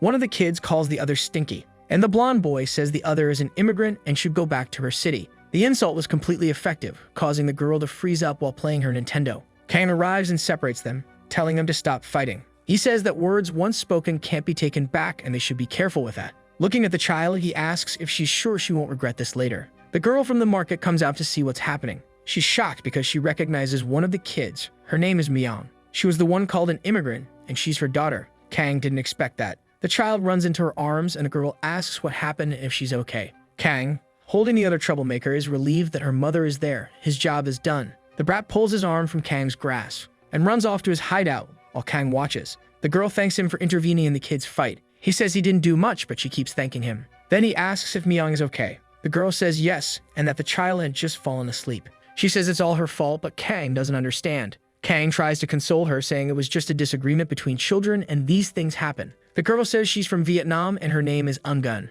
She thinks her daughter is bullied because of her. The child sleeps, but she cried before that happened. Kang doesn't know what to say. He wants to comfort her, but is at a loss for words. He remembers that the brat said the girl was different from them and should go back to her homeland. He can't discuss this topic carelessly. The girl changes the subject and says she knows who he is, that he has a restaurant in the village. She wants to know if he would teach her to cook, which catches him off guard. She only knows how to cook dishes from her homeland, but wants to make Korean food for her daughter's friends when she has her birthday. Kang sensed a lot of sincerity in her request, and he couldn't refuse. He sits at the table, deep in thought. The reason she wants to learn how to make Korean food made him sad, but he doesn't want that child to be a target of mockery. Bolinho noticed that his friend was feeling down and went to comfort him. In reality, Bolinho was holding a can of caviar and just wanted it opened. That ingredient isn't even good to eat like that, but since it's no longer of use to him, he's going to give it to the dog. However, he reflected that asking for help when you need it is the right thing to do. With a small suitcase in hand, he thinks that's what neighbors are for, to help. In this situation, he knows who to talk to, someone who knows the villagers well. Only one person could help him now. It's the painter's wife, who didn't expect to receive visitors. There's something he wants her opinion on, so she asks him to come in. Inside are the painter and the elderly chief. The elderly man says Kang should have asked for his opinion. Kang asks what he's doing there, and the old man says he came to have a drink. Kang told them the whole story and said he wants to teach the girl how to make a Korean dish. The pregnant woman says she knows who she is and that her daughter sometimes plays with Sang-hoo. Kang is surprised that they are friends and attend the same place. The painter says there's only one school nearby and all the local children go there. Their ages differ, but there's only one class in the school with just over 20 kids. The pregnant woman empathizes with the market girl and says she would do the same for her own child. Thinking about the well-being of a child struck a chord with Kang. He decides he will teach her an easy dish, but someone suggests he do the opposite. The old man says she should make dishes from her own culture. Kang tries to argue, but the old man wisely points out that trying to fit in forcefully can be more harmful to the child. Children her age are naive and don't understand life. They don't know how to accept differences. It's up to the adults to teach that differences aren't bad. The old man lectured, and Kang should do his part in this. A simple bite is worth more than many words. The young woman is in her kitchen. She wonders if this is the right thing to do, considering how different the cuisines of these countries are. She's apprehensive, thinking the kids won't like it. Kang says the quantity is good, but she should go easy on the onions because kids can be fickle. He thought about the spring rolls she made. They are delicious but difficult to assemble, and the kids might not eat them because of that. He wants to replace it with a more practical recipe like gyoza. The kids will love the crunchiness. For her, everything will be fine as long as Kang helps her. The vegetables are being washed, and the bean sprouts are already in the pot. The dumplings are lined up on the baking tray, and they continue cooking the recipes. She had finished the last dish. What she presented to Kang was bun cha, a soup with pork meatballs. It was a traditional dish from her homeland's cuisine. The accompaniments are eaten after being dipped in sauce. Kang prepares to taste the food. The aroma is sweet, and he thinks the kids will like it. He says it will be an excellent main dish and asks her for a glass of water. He watches her leave the room. He calls out to Belinho, who was hiding in his coat. The little dog looks intently at the food. Soon he begins devouring the contents of the bowl. His tail doesn't stop wagging. It was the recipe he liked the most. The girl must be a good cook to have pleased the picky dog. She returns and asks what happened, but Kang tells her to moderate the chili and cilantro and it will turn out great. He suggests using beef along with the pork to add juiciness to the meatballs. He finishes by saying it was very delicious and that the kids will love it. The girl smiles and thanks Kang for the advice. Outside the house, he sighs with relief. She cooks well, which made things much easier, and she understood the advice he gave. There's nothing to worry about, but as he leaves, the child calls out to him. He looks at her briefly. She hands him a handwritten note, an invitation to her birthday party. Kang asks if she made it herself, and she says yes, adding that she won't let anyone in without the invitation. And she mentions there won't be many kids at her party, because she fought with Chomin, and he has many friends. And because of that, she thinks no one will show up. Kang listens to the child attentively. The day of her birthday finally arrived. The child is apprehensive, hoping that at least Kang and Sang-hoo will come to her party. She also wonders which of her classmates might show up. But as she stands at the door of her house, she's afraid that no one will come. Her mother appears and asks what she thinks of her outfit. Her eyes light up with happiness. Her mother is dressed beautifully, and she asks what those clothes are. Her mother says it's traditional Vietnamese attire and mentions that she has one for her as well. The girl puts it on and is very happy.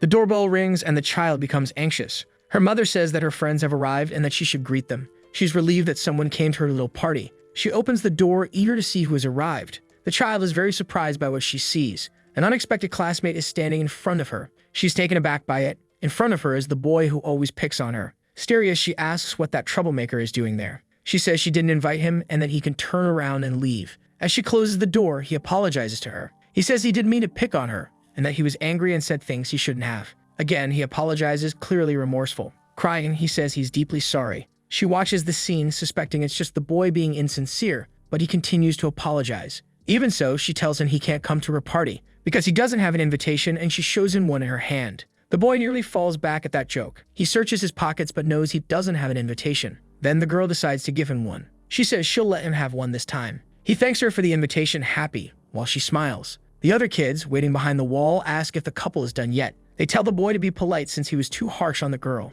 The other kids have their invitations as well as birthday presents, and they all wish Mia on a happy birthday in unison. Inside the house, they're surprised by the amount of food. Some ask what it is because they've never seen it before, and the noodles look very interesting. Kang is impressed because it seems like all the children from the school are there. The girl's mother explains what bun cha is and how to eat it. The noodles look beautiful and someone starts eating. The children eat voraciously like little animals. Their eyes shine with the flavor of the different dishes. They're impressed, having never tasted anything like this in their short lives. The sweet and sour flavor is so good that one nerd even said he wanted to marry the girl in the future. A boy asks what kind of clothes the birthday girl is wearing. She says it's traditional clothing from her mother's homeland, and that all the dishes are Vietnamese. One of the children says she must have traveled by plane, and that's really cool. The nerd thought the dress was so beautiful that he wants to marry someone in one in the future. The birthday girl wants her mother to show off her outfit too, but she's wearing an apron. Kang says it's okay, that he'll take over the kitchen now. The girl pulls her mother by the arm to show her off to her friends.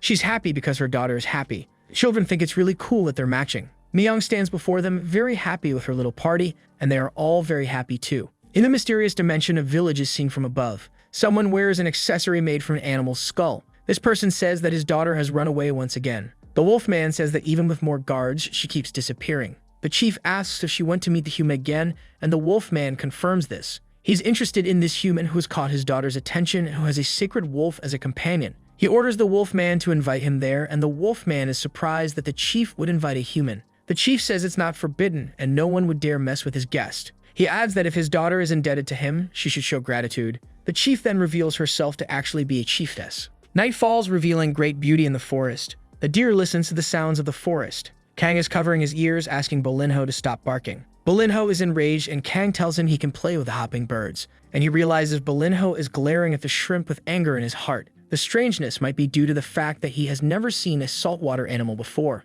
And he tells his friend that they might seem strange to someone who has never seen them. Kang reflects a bit on the things he has already encountered, and he realizes that Bolinho's prey are far more horrendous. His standards are bizarre. But he's determined to show his friend the taste of shrimp. He begins cleaning them, removing that disgusting black vein. After cutting them, he prepares a bed of salt and positions the shrimp on top. He covers the pan, and now it's just a matter of waiting. He wanted to show this to the knight while Bolinho watches with suspicion. The pan is on the fire, and the cat girl is there too, waiting. Finally, Kang notices that she's there. He asks when she arrived, but decides to let it go without getting an answer. He opens the pan and says she can eat too if she's hungry. He's carefully peeling one of the shrimp. On their plates, Bolinho and the girl watch with curiosity. They taste the shrimp with a bit of hesitation. Bolinho and she are immediately captivated by the intensity of this new flavor. Kang asks what they think of it, the taste of the sea. But they're too busy eating to answer. He's very pleased that they enjoyed the shrimp so much. The girl asks for more, and Kang begins peeling more for her. The wolfman appears, calling her by her name, which is Mona.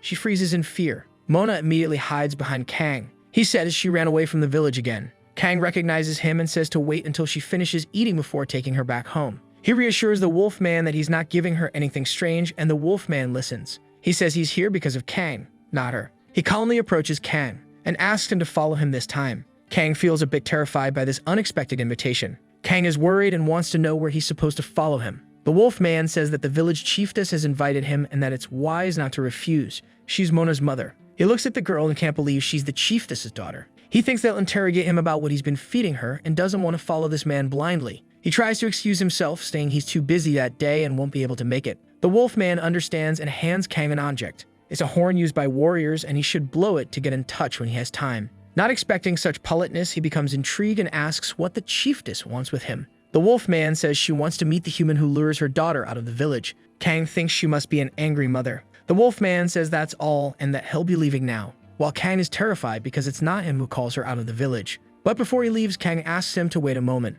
Life carries on as usual in their village. The wolfman opens a bag. Inside there are many shrimp that Kang had cooked that day. He says Kang can't leave empty-handed and asks him to take them, mentioning that although they're ugly, they're very tasty. The wolfman sits down with the bag in his lap. It seems he's eating them. His tail wags non-stop, and he says it's not bad at all. Kang breathes a deep sigh of relief. He wonders whether he should go or not. Bolinho didn't react, so it's possible they are quite friendly towards him. But even so, he doesn't want to go there without knowing exactly who they are. He'd like to consult someone about this. Just then, the knight arrives and says he suspected Kang would be around. Kang greets him, while Bolinho and the girl are fighting. He says the timing is perfect because he needs help, and the knight agrees, saying he does seem like he needs it. He asks if Kang really was invited to the village of the beastmen. This is an unbelievable story he's just heard. Kang asks if this is rare, and the knight says they cut off contact with humans, and this is the first time he's heard of such an invitation. Moreover, the tribe practices collective parenting, and they left a child in Kang's care. This is even more impressive. Kang can't imagine how incredible this situation is, being invited to visit them. The knight says Kang can go there without worry. They won't harm him. Kang feels relieved and says about the next time he returns, surprising the knight, and he asks if his friend would like to try something different this time. Kang is sauteing the spices in his pan. Soon, the shrimp are ready and the seasoning is being adjusted. This time, there's sauce with the shrimp, to everyone's surprise. Kang hopes they enjoy the shrimp sauteed in butter and garlic. He teaches them how to peel the shrimp before eating. The knight found the shape of the shrimp strange but was curious about the taste and where Kang gets these unusual ingredients. Surely, Kang is a very mysterious young man. As soon as he tastes the shrimp, he's captivated by the flavor. Kang truly has unique skills in the kitchen. It was his first time experiencing a taste like that, salty and oily in the perfect balance. More importantly, the texture is completely addictive. He's certain he could eat kilos of that ingredient, but peeling them is too much work, so he starts popping a hole into his mouth. Kang notices that everyone is eating the shrimp whole because it's too much trouble to peel them. For them, it's a delicacy, and Kang lets it slide because it means he won't have to peel more shrimp. The knight thanks him, saying it was an excellent meal. Kang is happy that they enjoyed it, while Bolinho and Mona have their stomachs noticeably bloated. The knight now feels compelled to teach Kang the best he has to offer. Kang wonders what that could be. The knight says it's fencing, of course. He had completely forgotten about that. He tells Kang not to worry because they'll start with the basics since it's his first lesson. Time passes and the sun is already setting. Kang is sprawled out on the ground, exhausted from the lesson. The knight says Kang is out of shape and has a long way to go to become a warrior. He doesn't understand how a young man like him is wiped out after a 4-hour walk. Bolinho tries to cheer up his friend by licking his leg. Kang feels like the pain disappears wherever Bolinho licks. It feels nice, like a local anesthetic is being applied. The girl starts doing the same, but it only feels wet and smelly. He pushes her away, telling her to stop. However, the knight says that Kang's persistence in not giving up halfway is admirable. He presents him with a wooden sword ideal for training. He says he made it for his daughter, and upon hearing that, Kang says he can't accept such a gift. The knight assures him it's okay because his daughter has trypanophobia. The knight is excited because with his guidance, Kang could become the greatest warrior who ever lived. The young man realizes that from now on, he'll constantly suffer from muscle pain and accepts that he's now under the knight's tutelage. Later that night, Kang is back in his restaurant. He's cooking some meals while Bolinho watches. He's very exhausted from the day's activity, and it's been a while since he last ate so late. Bolinho looks at his pasta with genuine love. Kang says he just added a little bacon and seasoned it with garlic, but it should taste good. As long as his friend liked it, it would be excellent for him. Kang stands still for a moment and Bolinho notices. He suddenly slams his hand on the counter and heads straight to the cupboard to grab some olive oil. He places it on his kitchen counter. Soon, there are several saucers with different sauces separated. Kang stands there looking at it all. He gazes at the counter in front of him, filled with various ingredients. The young man is still a bit surprised by what's happening. After so long, he's finally able to taste things again. Kang still can't taste things like he used to, but he can sense some flavors. If he had stayed in the capital, he probably would have given up cooking for good. When he arrived in that village, he had already given up on himself. He bows in the kitchen, emotional about what has happened. He can go back to cooking the way he used to. He calls for Bolinho, who is there with him. The dog stays by his side, waiting, and Kang says he's happy he moved there. The night sky is completely filled with stars. The elderly chief is walking around the area. He's completely drunk and still blames his friend who invited him to drink. Next time he sees him, he thinks about bringing a bottle of Cacula 51. He looks at the restaurant and sees that the lights are on even though it's late and wonders what Kang is doing at this hour. Kang is slicing some ingredients. In his frying pan, he's sauteing some others. Kang handles everything delicately. Bolinho is enchanted by the aroma that fills the place. In the oven, the dish is slowly cooking. A delicious meal is now ready. It's been a while since Kang made this, the menu he developed himself. With chopsticks, he picks up one of the stuffed pieces of meat and chews it slowly, recalling the flavor he already knew. He can taste the acidity of the dish, but he still couldn't quite capture the umami of the dish. Nonetheless, it was a start. Bolinho was at his leg, barking excitedly. His little face said it all. This recipe was truly special. Kang looked at his friend in disbelief that he enjoyed it so much. For him, half success was still success in the end. He mentioned that he would make this recipe again because it was the one that won him his first award. The first rays of the sun illuminated the outside of the restaurant. Someone knocked on the door, asking if Kang was inside. He opened the door, exhausted as he hadn't slept that night, and his muscles were sore from the fencing practice. It was the elderly chief who said Kang needed to come with him urgently. Kang said he was too tired and asked if they could do it later, but the old man insisted he come. Kang asked what happened. Even Bolinho looked drowsy. The elderly chief pushed him into a van that was parked outside. Bolinho just watched as the vehicle drove away. He stood in front of the house, unsure of what was happening. The pregnant woman was finally giving birth. The old man said he rushed over, even though he was hungover. Kang wasn't even surprised that he had been drinking the night before. They finally arrived at the room where the birth was taking place. People were anxious, wanting to know where she went into labor and if it was a boy or a girl. They wanted to know if the painter was okay, but he was just nervous, waiting for news about his wife. The grumpy old lady took charge and told everyone that this wasn't a marketplace and that all the chatter was disturbing those who were working. She told them to leave, and the elderly chief agreed, saying there were too many people there. He said he would stay since he was the elderly chief, but the old lady shut him down and said he would leave too. He insisted on staying, but the old lady dragged him through the hospital. She said it would be better for the painter if they left, but asked Kang to stay. Since he was the painter's friend, the elderly chief said he should stay too, as they were drinking buddies. Kang was left alone, unsure of what to do in that situation. For him, it was strange because he had never been in this kind of situation before and would have preferred the elderly chief to be here with them. The painter thanked Kang for his company, and Kang, still reactive, said it was nothing. The painter said that just one person was enough. He was very happy and worried at the same time. In fact, he was very nervous about the situation. Kang thought they were about the same age. Touching his shoulder, Kang told him that everything would be fine, and it was his first time in this situation too. The painter looked at Kang standing there beside him, and Kang seemed just as nervous as he was. That made Kang smile briefly. After that, he thanked his friend once again. Outside, one of the elders said it was a girl, and it had been a long time since a child was born in the village. They couldn't let such a happy day pass without celebration, so they decided to throw a big feast. The old man asked Kang how they were doing, and Kang said the painter was crying with emotion non-stop. He noticed that the people were already focused on the food, but the old man said that's their way of socializing more. That made Kang remember that he had been invited to visit a village too. He mentioned this to the elderly chief, asking what to bring. The old man didn't like hearing that another village wanted to take one of their young residents. As soon as he learned it was just a visit, he said that a bottle of Catch on the 51 or a typical dish should do the trick. Kang liked the suggestion and wanted to know if their village produced anything in particular. The elderly chief thought about it for a moment. He said it could be Korean beef, but it seems to be a specialty of another village.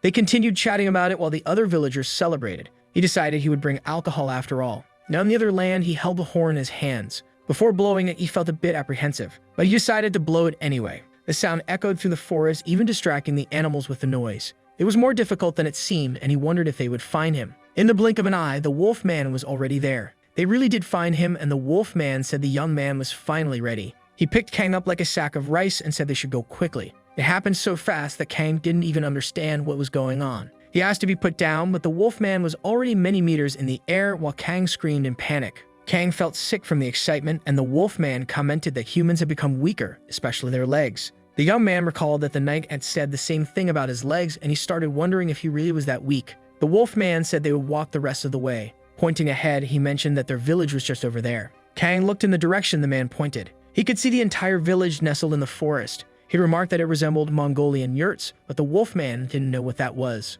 Kang explained that it was a people he was familiar with, and the wolf man was intrigued that there were human communities similar to his own. This reminded Kang of something the knight had told him. There would be no problem with him visiting because the white wolf was considered a sacred creature, and there was also a treaty in place. In the past, there had been a great war involving various races. This conflict lasted for hundreds of years. As a result, the entire continent was plunged into chaos and destruction. If it had continued, it wouldn't be an exaggeration to say the world would have ended. But the gods eventually intervened. A treaty was established, and the different races began to distance themselves from each other. This made Kang wonder if they would be friendly towards him. In the village, he attracted attention, with some commenting that they expected humans to be stronger, and that this young man had a white wolf. In the village, the wolf man encountered others of his race. One of them expressed confusion. Why had the chiefess invited a human? Kang noticed that this one in particular didn't hide his hostility. The warrior chief reminded him not to forget that Kang was the chiefess's guest. The warrior chief questioned whether he was really protecting a human and what had happened to his warrior reputation. He replied that he was just following orders and told the other to get out of his way. The warrior chief confronted him, saying he didn't know he had the status to question him. He continued to oppose, and Bolinho started growling. Some villagers, seeing the wolf's reaction, were startled. Bolinho was furious, and they hadn't expected that. Even the warrior chief was left speechless. Kang asked what was wrong with them since the girl also became irritated. The wolf, the warrior, and Mona were all defending him. He really was special. Kang had come there because he was invited, and now he didn't know what was going on. He felt like a damsel in a fairy tale being defended. He didn't want to start a conflict, and then from above, someone descended from the sky. The chiefess appeared suddenly among them. She says she thought she would die of old age before he decided to come. The wolf man told Kang to be respectful in front of the person before him. She was Cassandra, the tribe's chiefess, and she said he could call her chiefess or Cassin, whichever he preferred. Kang bowed and introduced himself, saying his name was Kang. She told him not to be nervous because she had invited him to thank him, as it was her daughter who had been bothering him. He said it wasn't like that, but the chiefess said she knew her daughter well. The warrior chief asked the chiefess what made her thank a mere human. She turned to him and said, "So it was you." She thought it was some fool trying to break the treaty by fighting the human and advised him not to be that fool. He smiled awkwardly, saying he wasn't the type to want to cause a conflict. The chiefess smiled because she knew that someone as wise as him wouldn't do that. She said she was going to her tent and that he could return to his own affairs. In the tent, she apologized to Kang for the unfortunate encounter right after his arrival, explaining that some were not used to humans. He smiled timidly, feeling like he would be torn apart if he made a mistake. She said she wanted to meet the person from the rumors, but Kang didn't understand and Belinho dismissed it. Everyone in the forest talked about the one who walks with a white wolf and how he was being watched. Kang hadn't even imagined that. The chiefess said that wasn't important right now and thanked him for taking care of her daughter. She said they always repay their debts, and Kang quickly replied that there was no debt. He mentioned that he didn't want to come empty-handed and had brought a gift. She asked if the good smell was coming from that gift. He said it wasn't much and opened a case with food, revealing braised pork as a side dish. He wasn't sure if he had brought the right amount, and she was impressed that he had brought something so valuable. If that was the side dish, she wanted to know what else he had brought. He had also brought an alcoholic drink, unsure if it existed in this world. Incredible gifts, she remarked, wondering if these were what had charmed her daughter. Kang quickly warned not to open the bottle all at once, as it might explode, which made the guards' ears twitch in suspicion. They thought he might be planning to attack with it and began threatening him. He tried to explain that it was the pressure inside the bottle that could cause it to burst. The chiefess effortlessly sliced off the bottle's neck as if it were nothing. A rush of foam erupted from the bottle, confirming Kang's warning about the explosion. As the bubbles subsided, the chiefess looked a bit frustrated. She began drinking the contents in one go, much to the concern of the guards. They told her she shouldn't drink something unknown like that, as it was a strange beverage. She let out a loud belch right after. She commented that humans are talented and wanted to know how they made that wine. The taste was dazzling, and it made her want to drink even more. Pointing to the food case, she said she wanted to eat the accompaniment and asked if she could try it. Soon, a small piece was almost in her mouth. The aroma was delightful, and the texture was so good that it barely needed to be chewed. She was so pleased that she lost awareness of her surroundings and wanted to share it with everyone, but there was something she needed to do first. She bowed before him and formally apologized, much to the surprise of the guards. She said her tribe had been rude to such an important guest. The guards also apologized, admitting they had gone a bit overboard, but Kang assured them it was okay. The wolf man remarked that it was fortunate Kang hadn't lashed out at them, while Belinho was still in an angry state. Now that they had apologized, the time had finally come. She ordered everyone to be notified that they would hold a festival immediately for their special guest. The hunter who caught the best delicacy would receive the title of Chetu as a prize. They wanted to prove to Kang that their tribe could host the best banquet of all. Kang wondered why in every village he visited, people loved throwing banquets. A large bird flew across the sky. Sitting beside the chiefess, she explained that Chetu means the best hunter in the tribe. The one who holds this title has the privilege of leading the hunts, which is why they went hunting with such enthusiasm. She asked if he enjoyed hunting because he could participate if he wanted to. Kang politely declined. She said that if she weren't the chiefess, she would have gone into the forest to hunt too, but she needed to stay and look after the children. Kang offered to help while she slapped a snotty child. He was left speechless by what he saw. The chiefess asked if he wanted to play with them too, but he preferred to pass on the opportunity. She agreed it was probably for the best, while another child bit his leg. The chiefess warned that he smelled too good and the children might end up biting him by accident. She assured him they didn't eat humans like the orcs, while Kang struggled to pull the child off his leg.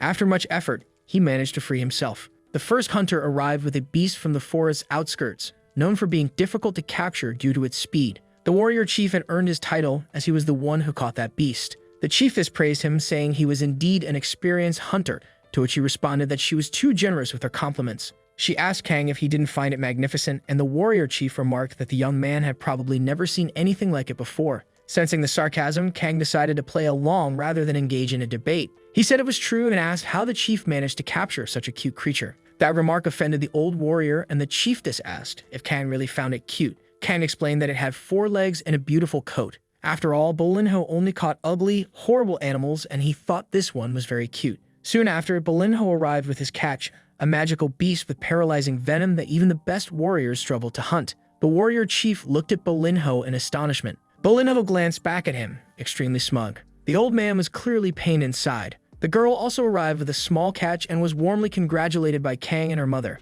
But she quickly felt embarrassed, seeing the size of the other catches already present. The wolf man pointed out that even though it was a pup, it was a sacred wolf. However, they still didn't know who would win the competition. The chiefess noticed that nearly everyone had returned from their hunts. She was finally ready to announce the results, and she declared that the one who would receive the title of Chetu was Haman, someone apparently unexpected. She repeated the name, and the young woman was surprised by the result. The warrior chief questioned the chiefess's decision, and she responded that the competition wasn't about capturing the strongest beast, but rather finding the best delicacy. A good hunter isn't just skilled, but also knows how to select their prey. She asked if anyone disagreed, and the wolfman agreed with her, though a young man beside him asked why he was almost crying. Now that the Cheju had been decided, it was time to light the bonfire and start the banquet. The tribe began to celebrate. Kang was relieved that Bolinho hadn't won, as it would have drawn even more attention. Now he could wait for the banquet to end so he could return home. The chiefess asked if he was enjoying the banquet, but Kang was struggling with the unpleasant smell. He wondered if they didn't have spices and how they managed to enjoy themselves amidst the bad odor. He asked the chiefess if the meat didn't end up with too strong a flavor when cooked this way, and she replied that it was always like this. The meat he had brought was special, which was why it had been consumed so quickly, but he could eat as much as he wanted of what was available. The chiefess found it odd that her daughter didn't want to eat the meat, as she usually loved it. Bolinho had a look of desperation, but Kang wanted him to hold out a little longer. Kang realized that the beastmen were already judging humans, and he couldn't afford to make a mistake. The chiefess then shoved a piece of meat into his mouth. He stood up angrily and declared that he would cook now, instructing Bolinho to find some citrus fruits, but the chiefess said guests didn't work. Kang opened his suitcase full of cooking utensils. Some of the tribe members watched curiously. He was searing a piece of meat. He then placed it in a container with some of the alcohol, and added some of the fruits Bolinho had brought back. Now they just had to wait for about half an hour. When he opened the pot, the beastmen were curious about what he had made. The appearance was incredible, and the aroma was magnificent. He began slicing the piece of meat. Though it still smelled a bit strong, it wasn't bad at all. He remarked that there were still many things he could adjust, like the acidity and texture, but the chiefess had already popped the first piece into her mouth. She wondered if this was the same meat from the hunt, as it tasted similar to the one he had brought earlier. It didn't have a rancid flavor, and it was very tender, yet Kang was still dissatisfied with the result. He confirmed that it was the same meat, explaining that as a cook, his duty was to make things as delicious as possible. He then announced that he was going to cook more now. The chiefess laughed loudly, almost scaring him. She wasn't sure if he was shy or brave, but he was certainly interesting. Feeding the whole tribe would be a lot of work, and she couldn't let her guests take on all that labor, so she instructed the tribe members to gather more alcohol and citrus fruits. They started collecting the ingredients. She said it was their job to cook what they had hunted, and thanked Kang for his generosity. Soon, the beastmen approached him to ask questions. The chiefess watched everything happily. As dusk approached, the chiefess told Kang that the wolfman would take him back. She wanted to say a proper goodbye, but joked that everyone would be hungover by then. She gave him a gift, a whistle, proof that they were now friends. He could blow it any time to call for them. She declared that he was now a friend of the tribe, and Kang thanked her sincerely. Back in his village, an old man in disguise was looking for empty tables. Kang was still processing everything that had happened. Not every day is unforgettable. The sun shone brightly on Kang's restaurant. Inside, he asked a customer what they would like to order, mentioning that he hadn't installed something yet. The customer, a bit suspicious, asked for a glass of cold water, while Kang explained that he wanted to install a security alarm. The customer was relieved to have found a restaurant there and was ready to place his order. Kang noticed that the man wasn't from the village. He ordered a vongole and requested that the pasta use beef fettuccine. Kang explained that he was out of that type of pasta at the moment, but the man said it was fine. Kang suggested using linguine instead and asked the customer if that would be okay. The customer agreed and thanked him for the suggestion. Kang hadn't expected anyone to ask for fettuccine, which is a flat, thick pasta. In the kitchen, he thought about how the villagers probably didn't even know the difference between pasta types. This customer must appreciate Western cuisine. But that didn't matter to Kang right now. Kang hadn't had the chance to fully demonstrate all his skills in a while, and now he presented the dish that looked stunning. The customer watched with fascination. He carefully picked up some of the pasta with his fork and calmly brought it to his mouth. The flavor of the clams was distinctive, but not overpowering, and the seasoning was perfect. These were not the skills of an ordinary chef. The customer hadn't expected to find such talent in a small village. After placing his fork on the table, he thought to himself that if this person could do it, he might be able to fulfill his plan. He asked Kang to come over for a moment. On the television, a famous painter was being interviewed. Kang asked if there was a problem with the food, and the man, hiding in his clothes, assured him that everything was fine. Soon, there was nothing left on the plate. The customer thanked Kang for the meal, saying it was excellent and he hadn't expected to find high-quality Italian food in such a rural area. Kang replied that he felt the same, not expecting to meet someone who appreciated that cuisine here, and asked if the customer enjoyed Italian food. The man said yes, as he had eaten a lot of it during his time abroad, and Kang mentioned that thanks to him, he was able to revisit his skills. Kang said he could make anything from that cuisine and hoped the customer would visit again. The customer mentioned that he liked minestra, a traditional soup with pasta and vegetables, simple to make and often eaten with family. Kang got excited and asked if he wanted it now, but the man said he would return tomorrow. Kang was a bit disappointed as he had gotten excited, but the customer said that Kang's skills made him look forward to the next day. The customer finally removed his glasses and introduced himself as Jung Gi-hoon. Kang also introduced himself, but he was already thinking about what to add to the soup. The customer asked if he watched television, and Kang replied that he rarely did. Kang didn't quite understand the significance of the introduction. While on the television, the program was discussing Jung's achievements as a painter. Kang finally realized that the program was talking about the production of a documentary about this man. Outside, Balinho was sleeping soundly. He woke up startled by the shout Kang gave. Meanwhile, the blue sky decorated the landscape. The next day, Kang apologized for not recognizing Jung, saying he was a fan of his work. Jung asked if Kang would believe those words if he were in his place, and Kang admitted he wouldn't. But Jung explained that he had come to the countryside to be anonymous, feeling that he was becoming arrogant. He wanted to remember the old days, and Kang's dishes helped him do that. Kang listened attentively to the sincere confession. He presented the soup and wished his customer a pleasant experience. Jung dipped his spoon into the soup. He closed his eyes and took in the aroma. After tasting it, he said it was very good. Kang noted that Jung ate without showing much enjoyment, and Jung asked if Kang had been watching him. He then admitted it was the best he had ever had, without any exaggeration. It tasted like it was made in Italy. But it wasn't the flavor he was looking for, as he had eaten a lot of that during his time abroad. That was about 12 years ago. He had gone there to chase a dream and took on various jobs. He struggled and often only ate pasta with salt, too embarrassed to ask for leftovers at markets. Whenever he sold a painting, he would eat out, but he couldn't afford anything expensive. Back then, a soup like that was too valuable for him. At the end of that time, he received a good opportunity and left Italy, and since then, he had avoided Italian food. After some time, he realized that even painful memories are still memories. That's why he wanted to taste that simple soup again. Memories are romanticized in a way, and the soup wouldn't have any other flavor but that one. Kang said he could help him find the flavor he was searching for, but Jung thanked him for listening. Kang thought a bit about the painter's situation, having to live in a foreign land. He remembered when he was in a similar situation, how he was alone for a while, and how he worked hard. He asked the painter to describe the taste of the soup to him in detail. Jung said it wasn't as good as Kang's, and the broth was thicker, with cheap vegetables. It had a flavor similar to fish due to the coastal location of the town. Kang thought for a moment and asked if the artist had free time the next day because he wanted to make another soup for him. Balinho was already holding his bowl waiting. Kang was sitting in front of the computer, thinking about the ingredients he would use. Perhaps the broth should be based on cachuco, a seafood stew, and maybe it should have a bit of tomato in the recipe. He researched the region where Jung had eaten the soup. It seemed like he had found what he was looking for. The coastal area of that place was exceptionally beautiful. While he was deep in thought, Balinho wanted to eat the soup that hadn't been made yet. Kang was very focused on it. The artist's memories were more precise than Kang had initially thought. The day dawned in the county. The doorbell chimed, signaling that someone had arrived. Kang quickly moved forward to greet his customer, saying he had been expecting him. He asked the artist to sit down right away, as he was about to serve him. Jung mentioned that while he didn't watch much television, he had found several videos of Kang online. Now he understood why Kang was so skilled, though Kang modestly replied that he didn't pay much attention to content about himself. But more important than that, Kang wanted to know if Jung was ready to try the soup, to which the artist responded that he couldn't wait. Jung expressed his gratitude for having been listened to, saying that it had been the most important thing. Kang could sense that Jung's expectations were low and that he had been searching for this flavor for a long time. However, Kang was confident that this time would be different. Jung glanced at the pot, and Kang explained that this was a special soup. Jung wondered if the same person had made it as the day before because it seemed quite different. He thought perhaps Kang had made it intentionally rough.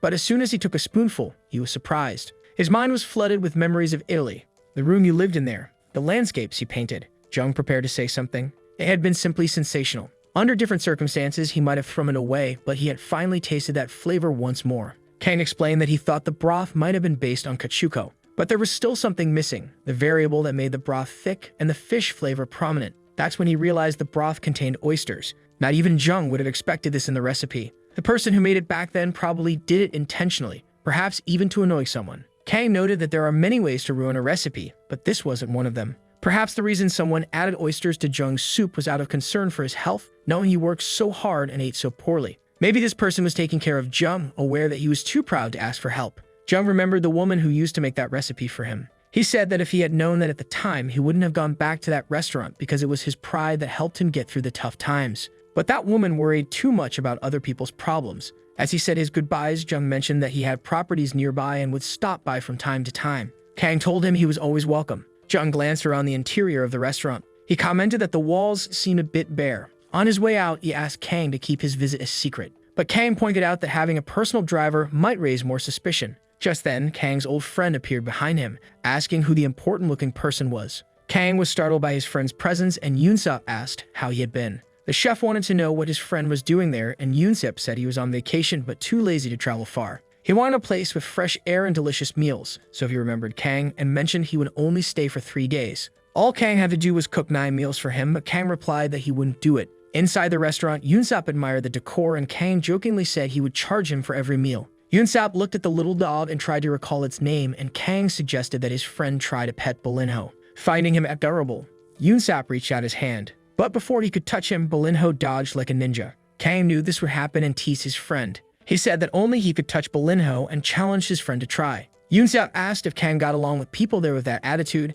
and Kang replied that not only was he well-liked, but they even threw a party for him. His friend looked at him with pity, imagining that Kang must be very lonely there. Kang tried to explain better to convince him of the truth. Someone entered the restaurant and Kang asked his friend to wait, as it might be a customer. It turned out to be the village painter. He asked if Kang was on a break, but Kang said the restaurant was open and asked if the painter was going to eat. But the painter was only there to give him something. They were gloves for handling hot items. It was a gift from his wife, and thanks for a recipe Kang had made for her. There was even a drawing of Bolinho on the gloves. She wanted to thank him in person, but leaving the house was still difficult for her. Kang asked him to pass along his thanks and said he would definitely use the gift. Just then, 2 children appeared at his restaurant. Kang asked the kids how school was going, but they replied that they were on vacation. Sangvu mentioned that there was a part of his homework he didn't understand, so he came to ask Kang for help. Kang was impressed that the boy was already working on his vacation homework. Just then, the elderly village chief appeared as well, commenting on how many visitors were there. He joked that Kang was really becoming a celebrity, and Kang wondered if they had all planned to visit him together. He had no idea why there was such a coincidence. Kang's old friend observed the scene with happiness, glad to see that his friend was doing well. Kang smiled cheerfully at his guests. Yoonsap, who had come to keep Kang company, realized it wasn't necessary. Kang was socializing well, though Yoonsap was happy at least to enjoy some good food for free. Kang heard his friend's footsteps heading upstairs. He then asked the village chief what had brought him by, and the old man said he was looking for people to help. It was harvest time. He wanted to know if Kang could help for 2 days, saying he would even pay him. He knew Kang was busy, so it was fine if he couldn't. Kang considered helping, but mentioned that he had a guest staying with him. The old man assumed that Kang wouldn't be able to help, but Kang immediately said he would help and that the chief had come to the right place. They could count on the help of 2 people. The sun shone brightly in the clear sky. Yoonsap was sweating, dressed in clothes that protected him from the sun. He cursed his friend for making him work in the fields during his vacation. Kang had just dug up some potatoes and asked the elderly woman where he should dig next. She was impressed by his agility and commented that the young man was stronger than he looked. Indeed, he was in better shape, possibly due to the night's training. Soon it would be lunchtime and someone suggested they take a break. The elderly woman noted that Kang's friend seemed quite exhausted. Kang told his friend to keep working, joking that he would look for a funeral home to take care of him afterward. The field was now empty. Yoonsap remarked that he should have realized something was up when he saw Kang preparing a big breakfast, and Kang told him not to show up without warning again. Yoonsap countered that it wasn't what he had taught Kang, forcing him to work during his vacation. Kang then asked his friend what he wanted for dinner, promising to make it for him. Yoonsap said he would like to eat jambalaya. Kang confirmed if he meant the American street food, surprised that his friend didn't request something more refined. He wanted to make sure that's what Yoonsap really wanted, and Yoonsap confirms, saying he had been craving it. They were already back at Kang's restaurant. Kang was in the kitchen preparing the dish. He was frying shrimp shells in a pan. Yoonsap asked why he was doing that, and Kang explained that it was to make a sauce, as it would be wasteful to discard them. He added that the shrimp heads gave a special flavor to the sauce made that way. While preparing the sauce, he was also grilling sausages in butter. Once they were ready, he added chicken, followed by the rice. Next came the vegetables and the sauce made from the shrimp. Finally, the whole shrimp were added and the pot was closed until everything was ready. The jambalaya was now complete, and Yoonsap asked if it was okay for Bolinho to eat it too. Kang reassured him that Bolinho had his own dog-friendly version. Kang then asked Yoonsap if he had always liked jambalaya, and Yoonsap said that Kang probably didn't remember. It was the dish Kang made for him the first time he visited Kang's home. Indeed, Kang didn't remember that. Yoonsap had wanted to eat out, but Kang insisted on cooking, even though there weren't many ingredients at home that day, and yet he had made something incredible. Moreover, something else had left a lasting impression on him. That dish was so good, even the rice was exceptional. The seafood and vegetables were all perfectly seasoned, tasting better than anything they could have bought that day. Even after all this time, the recipe was still amazing. Whether it was back then or today, it remained perfect. That's why, Yoonsap said, Kang was destined for success. He had known since that time that Kang would become a standout chef, and he was certain that soon his friend would regain his full sense of taste. Then Kang revealed to him that his sense of taste had already returned. Yoonsap asked how it happened, but Kang explained that it had been a while, though his sense of taste hadn't fully returned. It seemed that moving to the countryside to de-stress had really worked wonders. Hearing this good news, Yoonsap wondered if Kang would return to the capital. However, Kang wasn't sure yet. Initially, he had been afraid to go back, but now he had grown fond of his life there. Yunsap noticed the way Kang responded and told him not to rush things since his sense of taste was still gradually returning. But he suggested celebrating his friend's progress with a beer. Kang smiled, expressing his gratitude for Yunsap's support, so they toasted to the good news. They then talked about everything that had happened to Kang since he moved to the countryside, including the banquet they held in his honor. The next day, Kang found himself in another place. He was practicing with a wooden sword. His fencing lessons were ongoing. The knight easily disarmed him but praised his pupil, noting that Kang could now endure longer training sessions and was much more resilient. In their current situation, Kang would last 5 seconds in combat against the younger knight, and Kang realized he'd be knocked out in that time. Even though it had been a month of lessons, he was still no match for the knight, who said he would use a bit more strength in the next round. Kang thought he could barely hold the wooden sword under these conditions. The knight got distracted by something in the forest, sensing a presence. A noise approached them. It was the wolf man, who commented that the knight had managed to notice his approach. Getting closer, he admitted that it was indeed impressive. Kang greeted the wolf man and Mona, and the knight asked if they were people he knew. Kang explained that it was the wolf man who had brought the invitation to the beastmen's village. The wolf man asked if there were still soldiers like the knight, to which the knight replied that the beastman had a fierce look. The knight then wondered if Kang could ask the beastman if he was interested in training with him, but Kang suggested that the knight ask himself. The knight said he could, but he didn't have a translation artifact like Kang, and the wolf man asked what the human was saying. Kang hadn't realized this before, and the knight asked if Kang had been understanding everyone thanks to an artifact.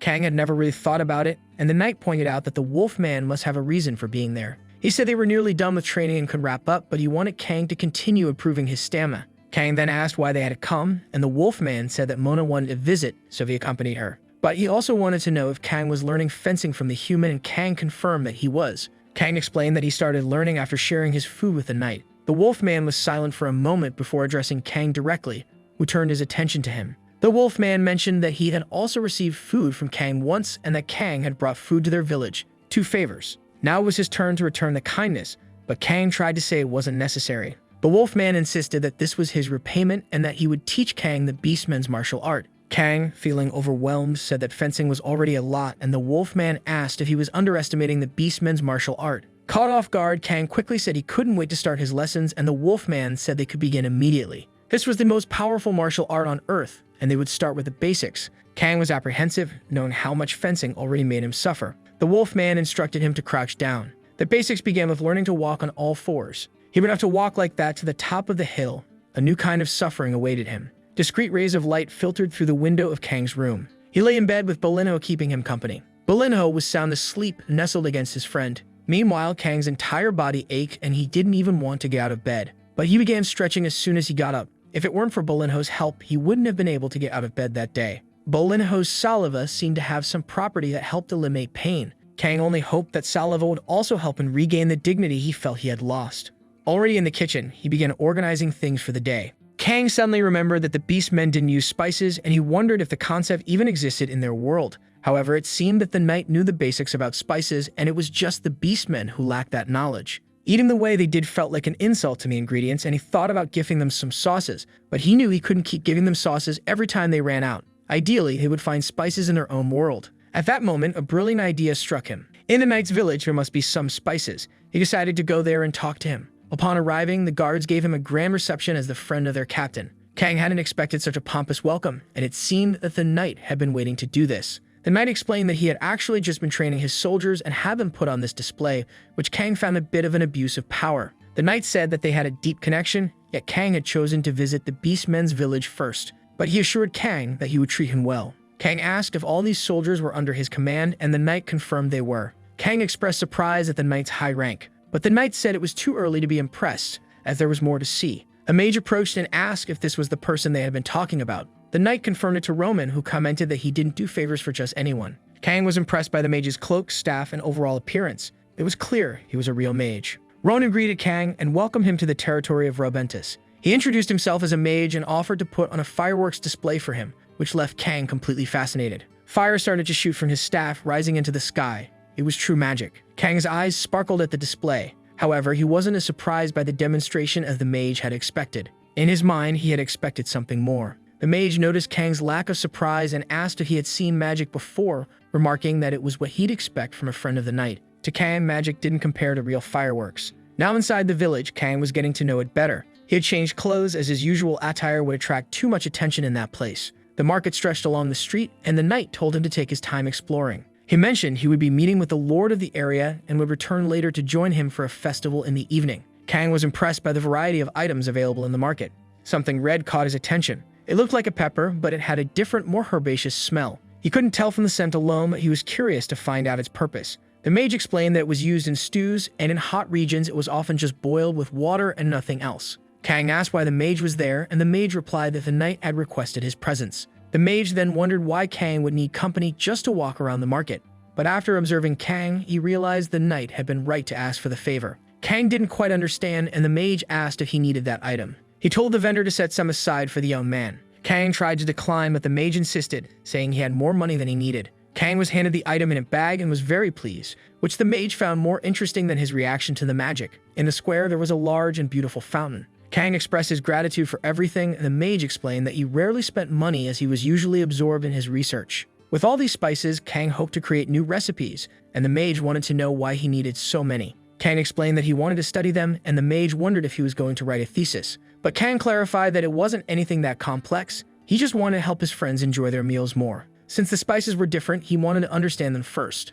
The mage then understood why a white wolf accompanied this young man. Kang asked if the mage wasn't hungry after all that walking. He had opened one of his bags containing food and offered it to the mage. He explained that they were pancakes, and the mage, though not hungry, decided to try one out of politeness. After all, the last time he had eaten was 4 days ago. But as soon as he tasted it, his expression changed completely. He had thought it would be like bread, but it was entirely different. Even though he didn't know what kind of vegetable was in it, the aroma was familiar and comforting. The texture of the pancake was perfect, and the mage eyed the suitcase eagerly. He asked if he could have more, and Kang told him he could eat it all. The mage realized he couldn't even remember the last time he ate something for the pleasure of it. Kang observed that the mage seemed quite hungry and asked if he wanted another suitcase of food. Curious, Kang asked why the mage needed company to walk through the market. The mage explained that it was because of thieves. They're the lesser evil around here, the mage noted. Bolinho began to grow agitated, which caught Kang's attention. The mage explained that white wolves were considered a sacred species in their folklore, but not everyone believed them to be holy, especially those who claimed to believe in God.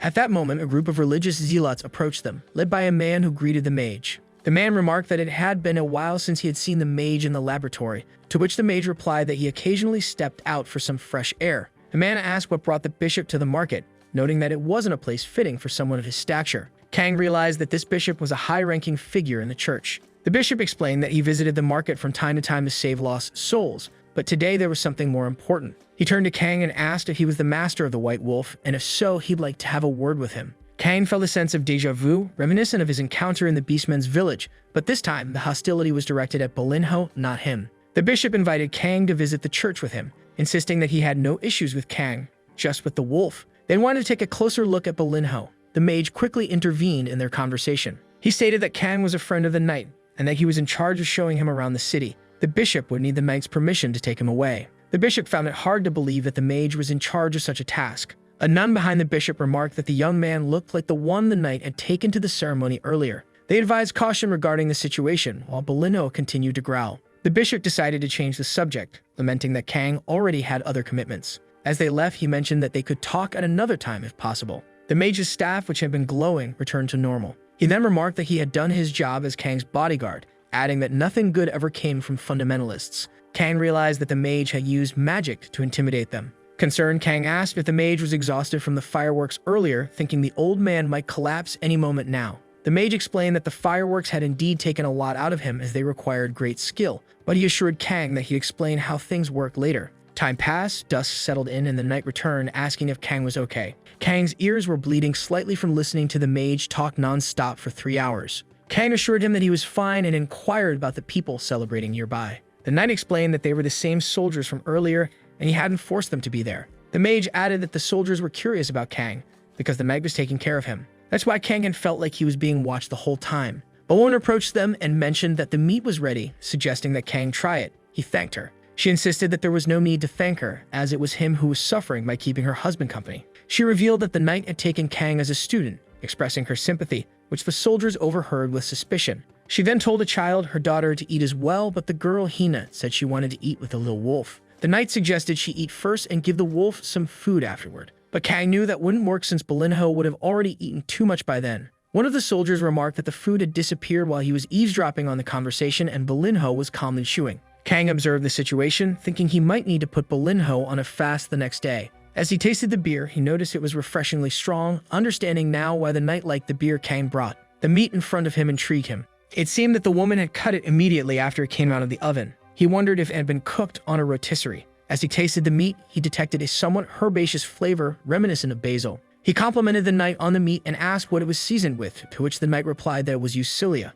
Kang remembered buying that earlier, and the knight mentioned that it was a spice from far away, not sold in all parts of the village. Kang asked if Eucilia could be found in the forest, but the knight informed him that there wasn't much in that forest that was edible. Kang was overly optimistic in thinking that there would be many plants and spices to discover in the forest. Realizing he couldn't provide spices indefinitely, he felt like he was back at square one. Knight asked if he intended to introduce these spices to the beastmen's village. Knight acknowledged the limitations they might face due to the scarcity of spices but began brainstorming a solution with Kang. He mentioned that it had been 100 years since trade with them had ceased. However, considering it was Kang, reopening trade might be possible again. Knight said he would discuss this matter with the lord of the territory. Kang now felt that the situation was becoming much more complicated than he anticipated. At that moment, the woman informed her husband that they were out of beer, and he said he would go out to buy more. But Kang, who had forgotten something, mentioned that he had brought something special for them. The soldiers began shouting excitedly, eager to know what kind of alcohol Kang had brought because it was simply amazing. This beer was unlike anything they had ever tasted before. Knight clarified that he wasn't the one who brought the beer. It was Kang who had brought it with him during his visit to their village. The soldiers eagerly asked Kang how they could get more. Kang, taken aback by their enthusiasm, realized he couldn't simply tell them it was from another dimension. Instead, he grabbed a bottle of each of the drinks and said there was a way to enjoy them even more, asking if the soldiers were interested in learning. They shouted in unison, eagerly agreeing, and Kang placed a mug on the table. He explained that in his homeland, this drink was called a submarine. He mentioned that the proportions could vary depending on personal preference, but that he would demonstrate a basic mix. The soldiers watched with wide eyes, anticipating something miraculous. He mixed the two drinks in the mug using a 3:7 ratio. Taking a spoon in his hand, he began stirring the drink continuously. The soldiers witnessed this as if it were an alcoholic miracle.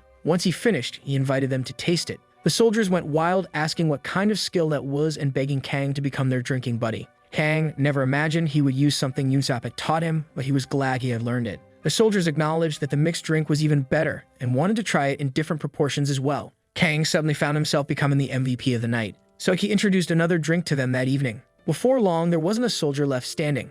They had all been taken down by the drinks. In the castle's hall, a group was practicing fencing in a friendly manner. Two of the guards were chatting about Kang, trying to remember his name. They had heard he was Knight's student and wondered if he was any good. One of them wanted to spar with Kang, but was too hungover to try. They reminisced fondly about the drinking session, as they couldn't stop consuming that delicious alcohol. Even if it had been poison, they would have gladly drunk it, and they were already thinking about when the captain would invite Kang back again. They couldn't wait to drink the concoctions Kang had made. The sun streamed through Kang's bedroom window. He prepared himself for the day with some hangover remedies lined up on his table. He had everything he needed except for one thing. He called for Bolinho to join him. Bolinho approached, tail wagging, expecting something. In reality, Kang was going to leave his friend in someone else's care. He was heading to the capital, and he knew he couldn't take care of Bolinho there with so many people around. The elderly villagers thanked him for trusting them, assuring him that they would take great care of Bolinho. Kang said he would take care of the children going with him, so they didn't need to worry. Yunsap, Kang's old friend, was already waiting in the car, ready to go.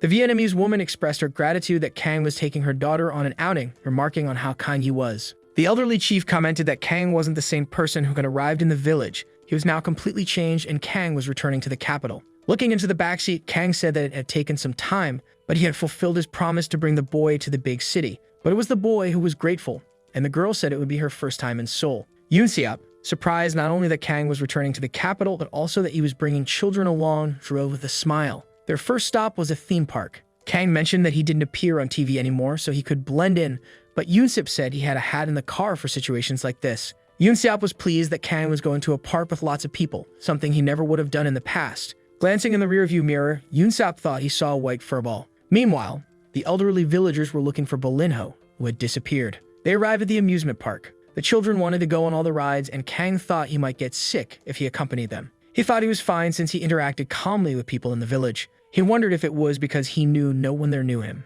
His hand began to sweat with anxiety. But then the boy took Kang's hand. He said that Kang must be terrified of the rides, but that he would take care of him. He would be less scared if they all went together. Kang was happy about that and said he was already feeling better. The friend who was lurking noticed that Kang was fine and was already prepared to call an ambulance. Since he had nothing else to do, he wondered whether or not to tease Kang for being the kid's babysitter. It seemed there was a celebrity there and people wouldn't stop taking pictures. While they were on the roller coaster, the security team tried to contain Bolinho, but no one could touch him. They kept having fun and Bolinho continued dodging like a ninja. The group ate peacefully, and the security team asked if anyone had seen a white dog around. Lying in a hospital bed, a woman looked out the window. The door opened and someone entered the room. It was her son who had just arrived. She was very surprised by what was happening. The woman asked if that really was Sanghook, her son. Outside, Kang asked the girl where she would like to go next. She said it was fine and that they could go home. In the room, Sanghook was hugging his mother and Mayong said she also wanted to go back to hers. Night fell in the village and a bus approached. The children got off the bus, happy to have arrived. Mayong's mother asked if she had fun and the girl said the day was wonderful. Next to Kang, Bolinho appeared completely exhausted. He picked him up and asked if his friend had come there just to greet him. Seeing that Bolinho was very tired, Kang imagined that he must have had a lot of fun and felt sorry for leaving him alone. Next time, he would take Bolinho too so that he could see the capital. But he could see that his little friend was completely worn out. The next morning, Kang was in the other dimension. He was cooking for Bolinho and the cat girl. In the pot, a very tasty dish was being prepared. The meat from the jumping birds was without the strong odor, and the spices he bought were very useful. He was even thinking about using them in his restaurant. He had been testing these spices for 2 weeks and had already created some recipes. Tasting what he made, he realized it turned out better than expected. Mona loved the recipe, a sign that he could share it with the beastmen. He should tell Jennifer too, who was Cavaliero's wife. A mysterious observer wondered if all Kang did was cook and how strange it was that he was in the company of a white wolf and a beast girl. The observer had been watching him, finding him suspicious, but all he did was cook and eat. Now the observer wanted to know what Kang did to make the food smell so good. The observer didn't want to eat the meat, but the smell made them constantly hungry. They saw that Kang had eaten everything and finally realized that the white wolf had disappeared. The observer prepared to flee from there. The wolf could easily find them, and as soon as the observer tried to flee, Bolinho was already on the branch with them. Bolinho barked, as if to say that he had just found the observer. A cracking branch caught Kang's attention, and he thought it was Bolinho. He thought Bolinho had caught another bird, but hoped it wasn't, as he wouldn't cook anymore. Then he saw on the ground what seemed to be a woman, but with pointed ears like an elf. She was lying on the ground in front of Kang. The woman couldn't believe she had fallen from a tree. An elf had fallen from a tree, and not just any elf. It was the tribe's best scout. Not only that, but a human had witnessed the incident and Kang asked if she was okay. He offered help, and the woman called for Sona, her bird. It flew over their heads high in the sky. The bird prepared to dive. It descended like lightning. The elf said she had shown him an embarrassing side of herself, and she warned him to be careful about telling anyone what he saw that day, because if he snitched, things would get tough for him. It wouldn't be pleasant. And she mysteriously disappeared in front of him. If she was indeed an elf, what Cavallero said about there being other races was becoming increasingly clear. If she fell from the tree, it was Bolinho's doing, who has an innocent look on his face, even though he's guilty. Kang feels sorry for her and thinks he should apologize for what happened. Looking at the ground, he notices she dropped a dagger. It must be hers, so he decides to keep it for safekeeping. Mona is quite agitated. It was the wolfman who had caught her, and he greets Kang. He asks what Mona did wrong, and Kang replies that the chief sent him to fetch her because she left without permission again. He said she can't have privileges just because she's the chief's daughter and that she needs to return. However, there was something different in the area. The wolfman asks why Kang smells like an elf. Kang says the smell comes from the dagger, and he almost tells what happened but remembers the threat. The wolfman waits for the story's conclusion. Kang nervously says that an elf only falls from a tree if they are very clumsy, sending a shiver down his spine. He then says nothing happened and asks if the wolfman is hungry. He mentions he prepared something new for him to try, but the pot was empty. The wolfman says he isn't hungry, but Kang insists and says he won't let him leave without something. He brought materials to make skewers in case the spices didn't work out. As the skewers were on the grill, he was glad he brought everything. The skewers were almost done. Once they were ready, he offered one to the wolfman. He asked him to eat quickly or else Mona and Bolinho would finish everything. The wolfman's ears perked up immediately. He said it wasn't bad at all, while his tail wagged non-stop.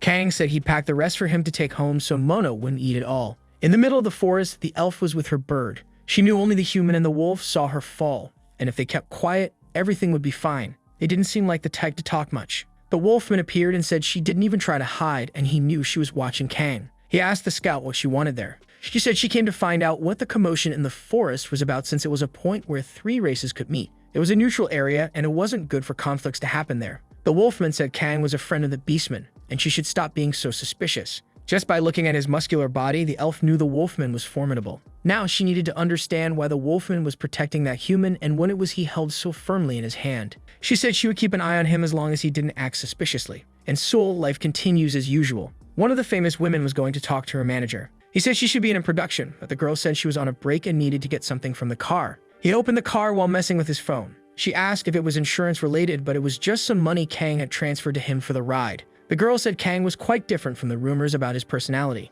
but as a celebrity, she was used to not believing in rumors. The manager said Kang made enemies because he wasn't good at sucking up. Unfortunately, he ended up angering someone very problematic. A weirdo was getting out of the car, a fool with a sick inferiority complex. He arrived complaining that he was only called when he was busy and that he should hire a manager. Kang's friend asked the famous woman if she remembered the invitation she received to appear as a guest on a show. Well, he doesn't remember all the guests, but she should be careful with that fool. Most of the negative rumors about Kang came from this jerk's mouth, a veteran in Kang's culinary field. The fool looked at his phone with a hungry expression. He saw a news article about Kang having fun at the park, thinking Kang was actually missing due to a wrist injury. He was upset to see Kang happy. A bystander approached to see what the fool was looking at on his phone. The fool showed the picture of Kang smiling and said that didn't look like someone going through a period of introspection. It's no surprise people talk badly about him, but the bystander said that had nothing to do with it. Unfortunately, the anonymous person got the job through the fool's recommendation, so he stayed quiet. He said Kang no longer appears on shows and just has fun,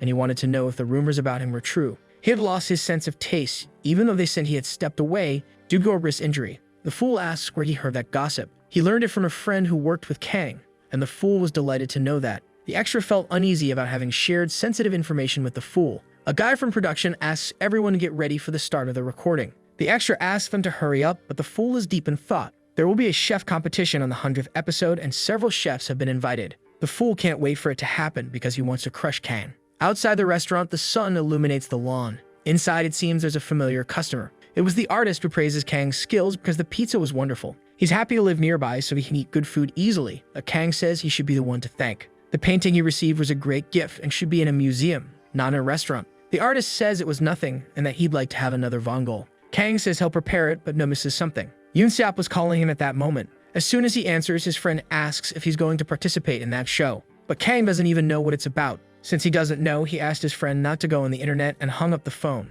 Now he was curious about the show and why he should stay away from the internet. He couldn't resist and went to check some news. It seems his presence was confirmed on a special show. Not only had he not given any interviews, but the comment section was already full of nonsense. He hadn't received any invitation, and the artist asks if everything's okay. Kang starts sweating and wonders what that article was that he read. It seems like things are happening again. The artist is worried because it seems Kang is feeling unwell. He's already thinking about calling an ambulance. Seeing Kang's hands trembling, he tells him to sit down. But Kang slaps both hands against his face. The artist was surprised for a moment, and Kang said he was fine. He said it was nothing, that even he was surprised he managed to stay calm. He's doing well mentally, and is just going to ignore it. He remembered that he was asked for a Vongol and goes to make it. But the artist is still concerned about Kang. At the very least, he should wipe off the sweat before cooking. Night falls in the mysterious dimension. Kang is at his campsite. Sitting on the ground, he watches the fire he made. He had a conversation with his friend and said that someone was trying to spread false rumors. Kang is happy because he has an excellent friend by his side. Still, all of this was very exhausting. Belinho just returned and Kang asks if he was out hunting. He has a bird in his mouth and Kang says it was a small catch by his standards, but that bird looked familiar. The elf screams desperately for her bird. She's there in the clearing with him now. Kang kneels down and takes the opportunity. He apologizes for what Belinho just did, but the elf says she's also at fault for not being careful. But it's incredible that a human can even see that bird. She confirms if he can see it, and Kang says he can. He says he can perfectly see the sorry state it's in. She still finds him very suspicious, and Kang says he has something to give her. It was her dagger, and he said he found it on the ground the last time they met. She had been looking for it, and now she's starting to think Kang might not be a bad person. He asked if she didn't want to eat something before leaving since he had plenty of meat, but the elf said she doesn't eat meat, and she was on patrol, so she needed to head back soon. But he said that since she came all the way there, she might as well eat something before going back, and she found him insistent. Kang decides to make a small snack for her, without meat. He has the perfect idea for it. The elf realizes he wants her to eat it. She begins to cook that thing, which at first looks quite ugly. She doesn't want to eat it, but Kang says that was just the outer layer. To prevent the contents from burning in the fire, inside was a baked potato, and camping without potatoes isn't camping. He spread some butter on it. After handing it to her, he said she could take some home if she wanted. She tries a bit of the potato. To her surprise, it was quite delicious. The subtle flavor and sweetness were perfect for her palate. She thought human food would be bad, and Belinho is devouring his potatoes. She wants to know what fruit that is and if he cultivated it himself. Kang was distracted and didn't pay attention to her question. But he quickly snaps back to reality and asks her to repeat it. He had spaced out for a moment. She asks if there's something on his mind now. She says that part of her job is to observe him, and he always makes that expression when he's worried. He says it's not exactly worry. In fact, he's exhausted. He explains that rumors about him have spread, and he always ends up being hated because of lies. He wanted to hide in the forest and never leave, just to escape from that judgment. She tells him that when elves reach adulthood, they go through a ceremony. Tests that are difficult for the young, and she asks Kang if he suspects why they are so challenging. Elves live long lives and go through all kinds of pain and suffering. There are moments when the pain is more than they can handle, and to overcome these moments, that's what their ceremony is for. The problem always repeats itself if you run away from it. She says she doesn't know what Kang is going through, but she hopes he doesn't give up on what he wants because of others' opinions. She thanks him for the meal and bids him farewell, disappearing into the night. Kang reflects on her advice. He apologizes to Belinho and says they will need to return home. Kang has decided that he will participate in that show.